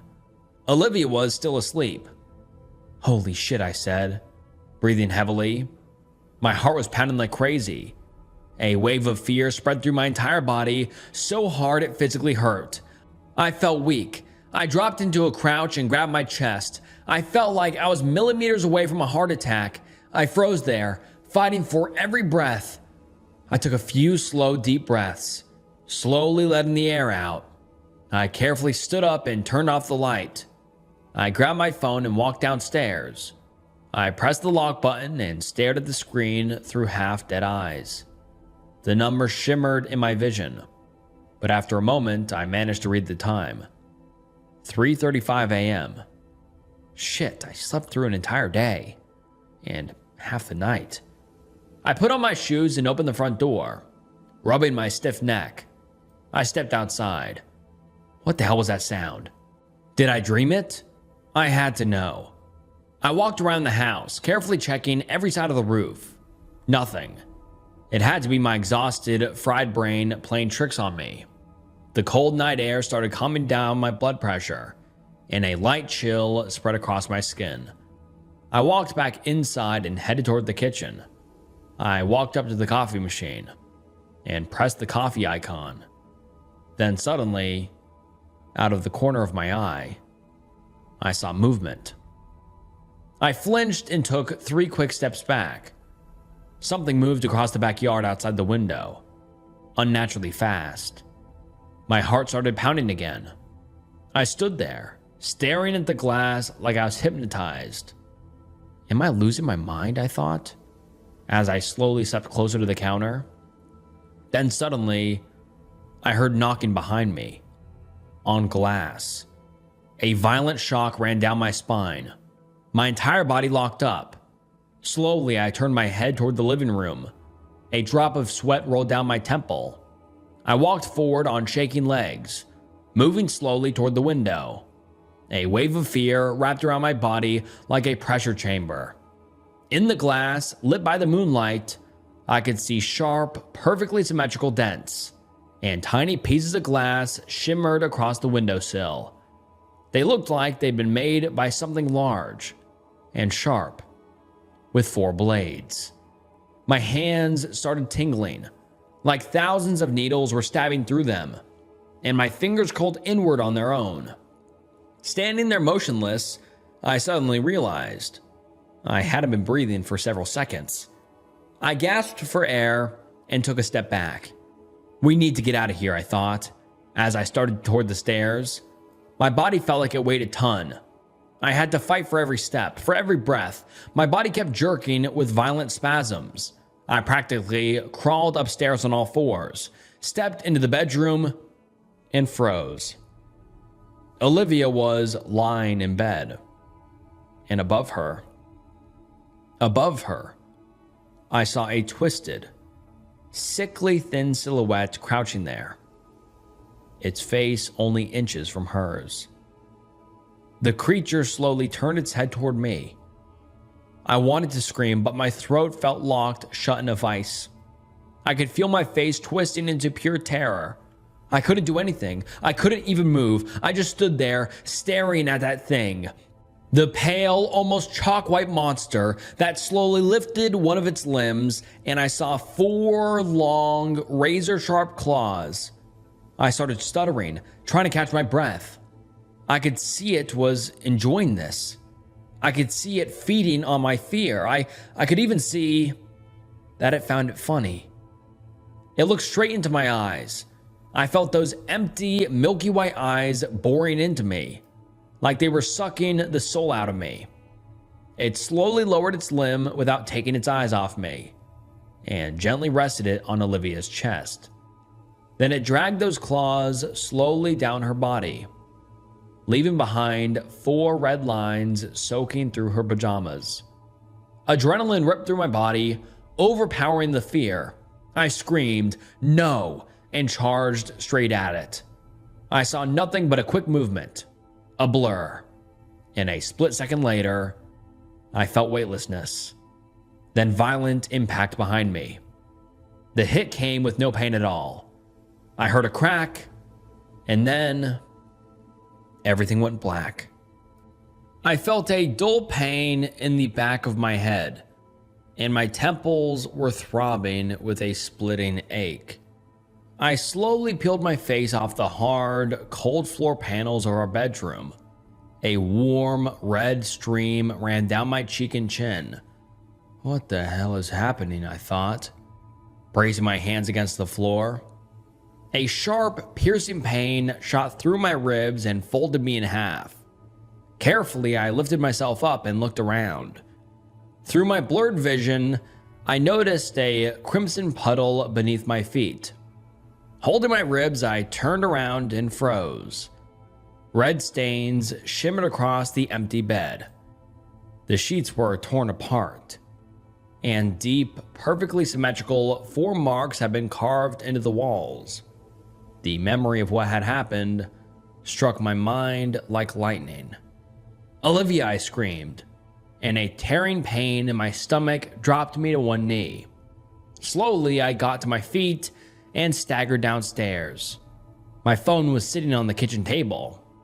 I lunged for it, ignoring another wave of pain. I punched in the number and held it to my ear, feeling the room spin around me. A voice came through the phone. 911, what's your emergency? That thing took my wife, please help me, save her. I screamed into the phone as tears rolled down my cheek. Sir, I need you to calm down and tell me your address. Where are you? The dispatcher said firmly. My mind went blank. My stomach lurched into my throat and the world started spinning around me. Sir, are you still there? I need your address. Hello? I heard the voice in the distance. I moved my leg and realized I was lying on a soft mattress, covered by a blanket. In the background, I heard the steady beeping of a monitor. I slowly opened my eyes. I was in a hospital. Well, good morning. You're finally awake. Do you know where you are? A smiling nurse asked. Where's Olivia? Where's my wife? I asked, sitting up abruptly, and pain instantly stole the air from my lungs. The smile vanished from her face and was replaced with sympathy. Easy, you have 3 broken ribs. Your wife isn't here. The police are here and they've been wanting to talk to you. How long have I been here? Did they find my wife? I asked, sitting on the edge of the bed. The nurse stepped closer, her face suddenly serious, and said, You need to lie back down. Your injuries are severe. You've been asleep for almost 2 days. Jesus Christ, I muttered, getting to my feet and ripping the monitoring leads off my chest. The machine let out one long, continuous tone. The nurse grabbed my wrists and shouted, What are you doing? Calm down and get back in bed. I tried to pull away. I couldn't be here. I had to find Olivia. Suddenly, the door opened and a middle-aged man stepped into the room. Liam, sit down. We need to talk, he said, and his rough, low voice filled the room. There was something about him that made me obey without hesitation, and I sat back down in bed. The nurse stormed out of the room, clearly pissed. I looked up at him. He looked about 45, with a scruffy beard and tired, irritated eyes. He took a few steps towards the bed, and I caught the smell of cigarette smoke. My name is Detective Carter, he said, pulling out a small notebook. Snapped out of my daze, I shouted. You found my wife? What happened to Olivia? Calm down, we haven't found her yet. I need more details from you. The paramedics found you unconscious at the table with head trauma and broken ribs. What happened? He asked calmly. A painful knot twisted in my stomach. Please, find Olivia. I heard scratching, knocking on the window. I went upstairs to the bedroom. I wanted to grab her and get out. Then I saw it on top of her. I saw a monster with huge claws, pale, white, and my voice caught in my throat, and my eyes started filling with tears. Detective Carter simply looked at me and waited for me to finish. I swallowed hard and continued. It scratched her. Then it jumped on me, and when I came to, Olivia was gone. Then I woke up here. Please, for the love of God, save her. That thing took her. I said it, feeling like I was completely falling apart. I buried my face in my hands, and tears streamed uncontrollably down my arms. We spoke to your neighbor. She says you talked 2 days ago. You woke her up early in the morning. Apparently you came back from your trip sooner than expected. You're wearing nothing but pajamas, and your knuckles were torn up. That matches your medical records. He paused, looked down at his notebook, and quietly read. Fractured fingers. Lacerations, partially healed. Then he looked me straight in the eyes. She says she never saw your wife. She also said you were acting very suspicious. I stared at him in disbelief. He suspects me. He thinks I did something to Olivia, I thought. And a violent shiver ran through my entire body. We came back together. Olivia was in the car. That thing followed us from Pineville. It started haunting her back there. We had to run, that's why. For Christ's sake, I was wearing pajamas, I shouted, wiping tears from my eyes. And the so-called boxer's fracture? Where'd that come from? What, Liam? You beat the shit out of a monster? He asked, raising his voice. Heat rushed through my entire head. I stood up and stepped toward him. You think I'd hurt my wife? I'm telling you the truth. Why are you here instead of looking for her? Why the hell are you wasting this time? That monster took Olivia. We need to find her. I screamed inches from his face. It didn't faze him in the slightest. He placed a hand on my shoulder. I felt a firm grip near my collarbone, and in his tired eyes, I saw something almost like sympathy. The faster we finish this, the faster I can get back to looking for your wife, he said calmly. Then he added, where did you get those injuries on your hands come from? I stumbled backward, grabbed the hospital bed railing, and sat down. I was hitting the car. I felt helpless. Olivia was unconscious. That monster did something to her. I couldn't wake her up. I kept punching the side of the car over and over and over again. The detective pulled out his radio. Can I get confirmation on dents along both sides of the vehicle? Then he looked back at me. All right, and your injuries, the ribs, the head? The memory of the attack flashed through my mind, and a cold sweat broke out across my body. I told you, the thing jumped on me. It threw me into the wall like a rag doll, I said, staring at the floor. We found blood in your bedroom. It's been tested. You're telling me that a monster made those holes in the wall and in the bedding? You're sure we won't find any tools? The marks are incredibly even and deep, almost like somebody used what the text described as sharpened garden rakes, he said, never taking his eyes off me.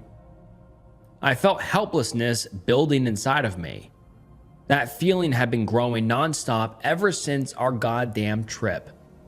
I had completely lost control of everything. I looked him straight in the eyes. Detective Carter, please. Believe me, I know I sound insane. I know it sounds impossible, but you have to help me. You have to find my wife. At that moment, a doctor walked into the room. Sorry, detective, but that's enough. The patient doesn't have the strength for an interrogation this intense. He needs rest. A nurse walked in right behind him. Keep my number. If you remember anything else, call me, Carter said, handing me his card. Standing in the doorway, he added, don't leave town. The doctor stepped closer and gently helped me back onto the bed, saying lie back, and out of the corner of my eye, I noticed the nurse injecting something into my IV. I flinched as a sharp wave of pain shot through my arm, from my ribs all the way into my lungs. Anger started building inside me. What the hell did you give me? I don't want to rest. I want to get out of here, I shouted. But then a warm, almost pleasant sensation started spreading through my body. It's just a sedative, the nurse said, emptying the syringe. I'm going to find my wife," I mumbled as I sank into the soft mattress. I opened my eyes and grabbed my aching head. Slowly, I sat up in the hospital bed, dull pain flowing through every inch of my body. I looked at the window. It was dark outside. I carefully sat on the edge of the bed, my head pounding like the worst hangover of my life. I can't sit here forever. I have to do something, no matter what, I thought as I got to my feet. I slipped the pulse monitor off my finger and ripped the IV out of my arm. Staggering, I walked to the door and slowly opened it. Dim light filled the hallway. Absolute silence, broken only by distant coughing and the soft sounds of hospital machines. I stepped out slowly, keeping one hand against the wall for support. Every step sent stabbing pain through my broken ribs. Suddenly, behind me, I heard the monitor in my room. It went completely insane. The alarm wailed, echoing through the dark hallways. A sudden rush of adrenaline hit me, and for a moment, the pain eased. I picked up the pace. Halfway down the hallway, I spotted a door. I walked closer and opened it, a stairwell. I looked at the floor sign, 3rd floor. I grabbed the railing and started moving down as fast as I could. 2nd floor, 1st floor, I whispered, reading the signs as sweat rolled down my forehead. I opened the door and carefully peeked into the hallway. Empty. I moved slowly, pressed against the wall, and hid behind a vending machine. Only the reception desk left. My stomach twisted into knots. If they see me there, there's no way I'm outrunning anybody in this condition. I slowly leaned my head out. Nobody. I started moving as fast as I could towards the exit. I passed through the automatic doors and felt the cool night air hit my face. The night was surprisingly warm. Filled with relief and hope, I quickened my pace. Every step my shoes took against the concrete sent a brutal, piercing pain through my body. I ignored it. It was a small price to pay if it meant finding the woman I loved. The streets were almost completely silent, interrupted only now and then by a passing car. Then suddenly, from a bus stop across the street, I heard a muffled voice. "Hello? There's some guy in hospital clothes running down the streets. I'm over by..." No. I was so close, I thought, pushing myself even harder. I stumbled the rest of the way home, taking side streets, adding mile after painful mile. I was completely out of it, barely conscious. I stepped onto our driveway and looked up at the house. Yellow police tape blocked off the property. I ducked under it, walked to the front door, grabbed the handle. Of course they've locked it, I thought, yanking the handle with all of my strength.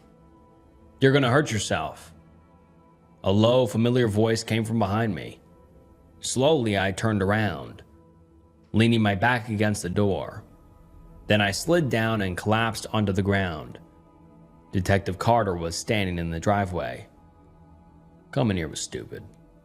Did you seriously think the hospital wouldn't call us when a patient escaped? And even if they didn't, come on, man. You're running around in a hospital gown with your balls hanging out." He laughed. "You caused such a scene that within 30 minutes of your escape, we got 4 more calls about you." I said nothing. I didn't have the strength. I just sat there, barely catching my breath while pain radiated from my stomach into my chest and spine. Carter stepped closer. "Tell me something, Liam. Where were you trying to go? Because I sure as hell don't believe you came here to stay home." I slowly raised my head. "Pineville, Kentucky." He frowned. "For what? That's almost 300 miles. "They know something," I said, flinching with every word. Carter walked to the front door. He pulled out a key, unlocked it, opened it.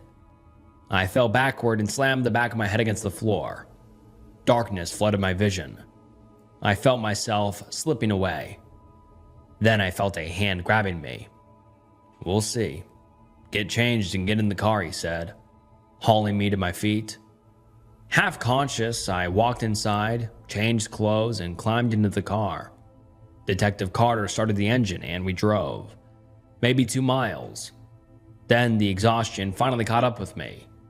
I sank into the soft leather seat and the vibration of the moving car knocked me out almost instantly.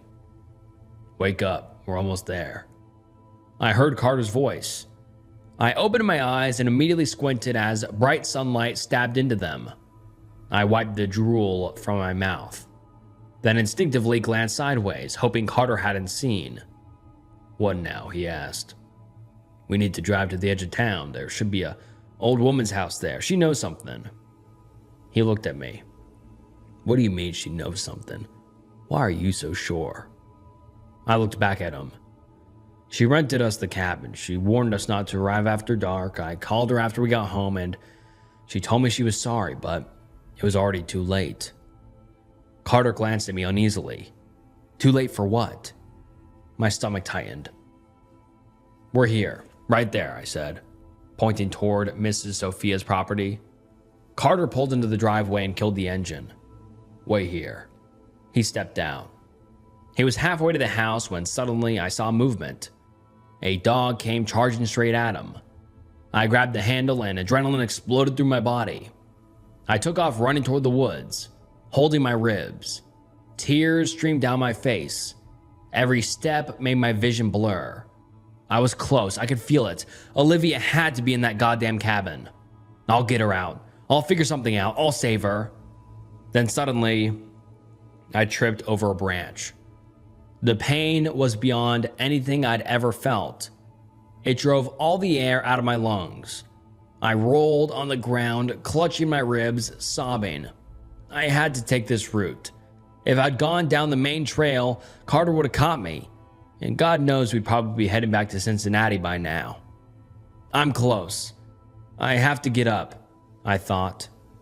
I planted my hands against the dirt, slowly pushed myself upright, wiped the sand from my face. I took one step forward and froze. I felt myself piss down my pants, the warmth running all the way to my ankles. Behind me, I heard it. A long, slow, metallic scraping sound against wood. There is something wrong with my wife's new friend. I find it hard to put into words when and how this nightmare started. I moved with my wife Sarah to the other end of the country, which took a major toll on our social life as well as our marriage. God, I wish I hadn't accepted this job in the first place. We were the social sort. She worked at a law firm and I was a welder. Out of the blue, I got an offer to relocate and resettle at another site for 3 times my income. After discussing it with Sarah, we decided that I would take the job and she would find whatever work she could around here. Everything was okay for the first few months, but life started to get dull. This place is somewhat small, and there isn't really much to do around here that doesn't become boring after a while. The lack of novelty took a toll on our marriage. I began to dread coming home from work and would take extra shifts just to delay going back to the house as much as possible. Every day, I would sit for an hour in my truck on a secluded part of the road, just smoking and pondering. When I did come home, I prayed that she would be asleep so that I wouldn't have to deal with her cold shoulder and snarky remarks. And I thought that was bad. A few months ago, we talked, and she decided to join some artsy club that one of her friends from work goes to. I was happy that this would finally get her out of the house and maybe calm her down for the time being. How I wish things were like before. How I wish we never came here. So, she joined this club. At first, she was genuinely looking happy, and I was glad that she managed to find some friends. She became happier and happier until she started becoming more dismissive and secretive about what they were doing. One time I asked, "Hey, what do you actually do?" And she just gave me this angry, bitter look before suddenly changing her mood and saying, "I will sign you up and you will see." This caught me off guard. From that point, she went back to her happy, warm self.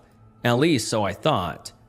She would call me at work and ask about my day, which she hadn't done in years. I would come home to large, well-made dinners. My favorite movies would be on TV. I would think about a gift for my birthday, and she would give me the exact thing I had imagined without me ever telling her. Suddenly, my life turned from hell to heaven for seemingly no reason. I would still stop by the deserted road only to cry tears of joy and wonder what the hell had happened. Not that I was offended or angry that I had. Her intimacy also became something out of this world. I took a major cut to my pay so that I could spend more time with her. I swear, each day I came home, she was more and more beautiful. And those weren't subtle changes either. One day, her hair would suddenly grow and turn lush and strong. The next, I swear, she was thinner and even more muscular. She spent a lot of time in her study making strange figurines for our art club. They looked dark, with strange ruins carved into them. Supposedly, it was for some art world they were building. At least, that's the core of the project.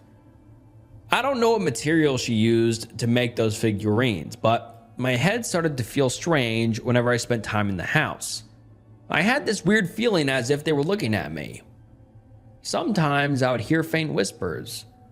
Sometimes they would somehow move from one spot to another, even though I was alone in the house and never touched them. My world became perfect until it all came crashing down a week ago. One day, I grabbed her hand and asked what had happened. I kept telling her how happy I was and how much our life had improved. She just smiled and said, "Maybe it's time for you to meet my friend, Thilia." The name felt somehow off. I agreed and suggested we go out somewhere. But Sarah insisted that she come by our house for dinner, as she was supposedly an extremely private person. I didn't think much of it at the time. How stupid of me. So we scheduled the dinner for Friday night at midnight, which for whatever reason didn't strike me as odd. Someone coming to our house in the dead of night for dinner should have alarmed me, but I was so invested in my happiness that I had lost all sense. Friday came and Sarah wouldn't let me anywhere near the kitchen. I mean, nowhere near. I spent the entire day out of the house. I had taken the day off, no less. And Sarah just gave me this disturbing smile and said, "I will get everything ready. You go to town and have fun." No matter how hard I pushed, she wanted me out of the house. Again, I was too dumb to realize it. I went to bars and enjoyed myself like a child with near infinite money. I came home just before midnight, and Sarah opened the door for me. My jaw dropped. She looked at least 20 years younger. I don't mean she was well dressed or wearing good makeup, no. It looked like her aging had somehow reversed. Something made me shiver with unease. "Come in, she's almost here," she nearly screamed with excitement. The house was arranged like we were having a romantic party. She had flowers delivered, incense sticks were all lit around, and the dinner table was filled to the brim with food. One small detail struck me among all this abnormality. Sarah had a missing tooth that was suddenly there again. Before I could press her for answers, someone gently tapped on the front door. There was no car outside, and we lived far away from any public transportation. "She's here." Sarah jumped with excitement and dragged me to the door. The moment she opened that door, I felt sick. That gut-wrenching feeling when everything appears normal, but you know deep down something is very, very wrong. "Thilia, welcome," Sarah said with a wide smile. The woman looked beautiful. Unnaturally beautiful. I couldn't imagine anyone more appealing to the eye. "Hello, Sarah," she said while gazing at me. Now I know her eyes were light blue when she came in. "Can I come in?" she asked in a charming, feminine voice. I muttered, "Of course," and noticed her wide smile as she stepped inside. At that moment, everything around me seemed to dull, like I was severely intoxicated. We sat down at the dinner table, and Sarah, for some reason, sat beside her instead of me. My knees shook. There was something very vile and off-putting about this woman. She wore a strange, ornate red dress with black jewelry set with what looked like a priceless gems. Her hair was the darkest I had ever seen, perfectly kept. She barely paid attention to Sarah, focusing instead on me, which made me uncomfortable. Sarah placed the food in front of us in covered serving trays that we didn't own before. She lifted the metal covers, revealing an exquisite dish made from some kind of meat and rare mushrooms. My eyes widened. Sarah never cooked red meat, and this was far beyond her abilities. It looked like something prepared by the world's best chefs. The strong, sweet, earthly aroma hit me immediately. Sarah and Thilia stared at the meat with almost ravenous expressions before devouring it. They ate as if they hadn't eaten in days. My hand shook as I placed a piece of meat into my mouth. The texture was incredible. The taste unlike anything I had ever experienced. "How is it, honey?" Sarah asked, almost mockingly. "It's lovely," I muttered, and they both laughed. Even though it tasted incredible, I couldn't swallow a single bite. It was as if my body refused to let me. I chewed and chewed, then discreetly spat it out whenever they weren't looking. It felt wrong. They ate like animals. Their portions dwarfed mine. They were like hungry lions, not human beings. I felt anxious and out of place. Every part of me was telling me to run, even though we were supposedly having a nice time. After they finished, Sarah said, "We should get more meat next time." That sounded wrong. She had barely touched meat for years. Thilia produced a bottle of wine, which Sarah opened and poured. She gestured for us to move to the living room and sit by the fireplace. To my surprise, the armchairs were gone, leaving only the sofa. She poured 3 glasses of a dense, almost oily red wine. Now I swear Thilia's eyes were dark green. Her pupils didn't react to light at all, as if they were decorative. They drank quickly and pressured me to do the same. The wine didn't taste like wine. It was extremely sweet, unlike anything I had ever had. After that, I phased in and out of consciousness. I remembered nothing else from that night, except that Thilia gave me one of her black rings, which I cannot remove no matter what I do. I woke up the next morning in searing pain. My entire body felt like it was filled with burning coals. I could barely make it to the bathroom.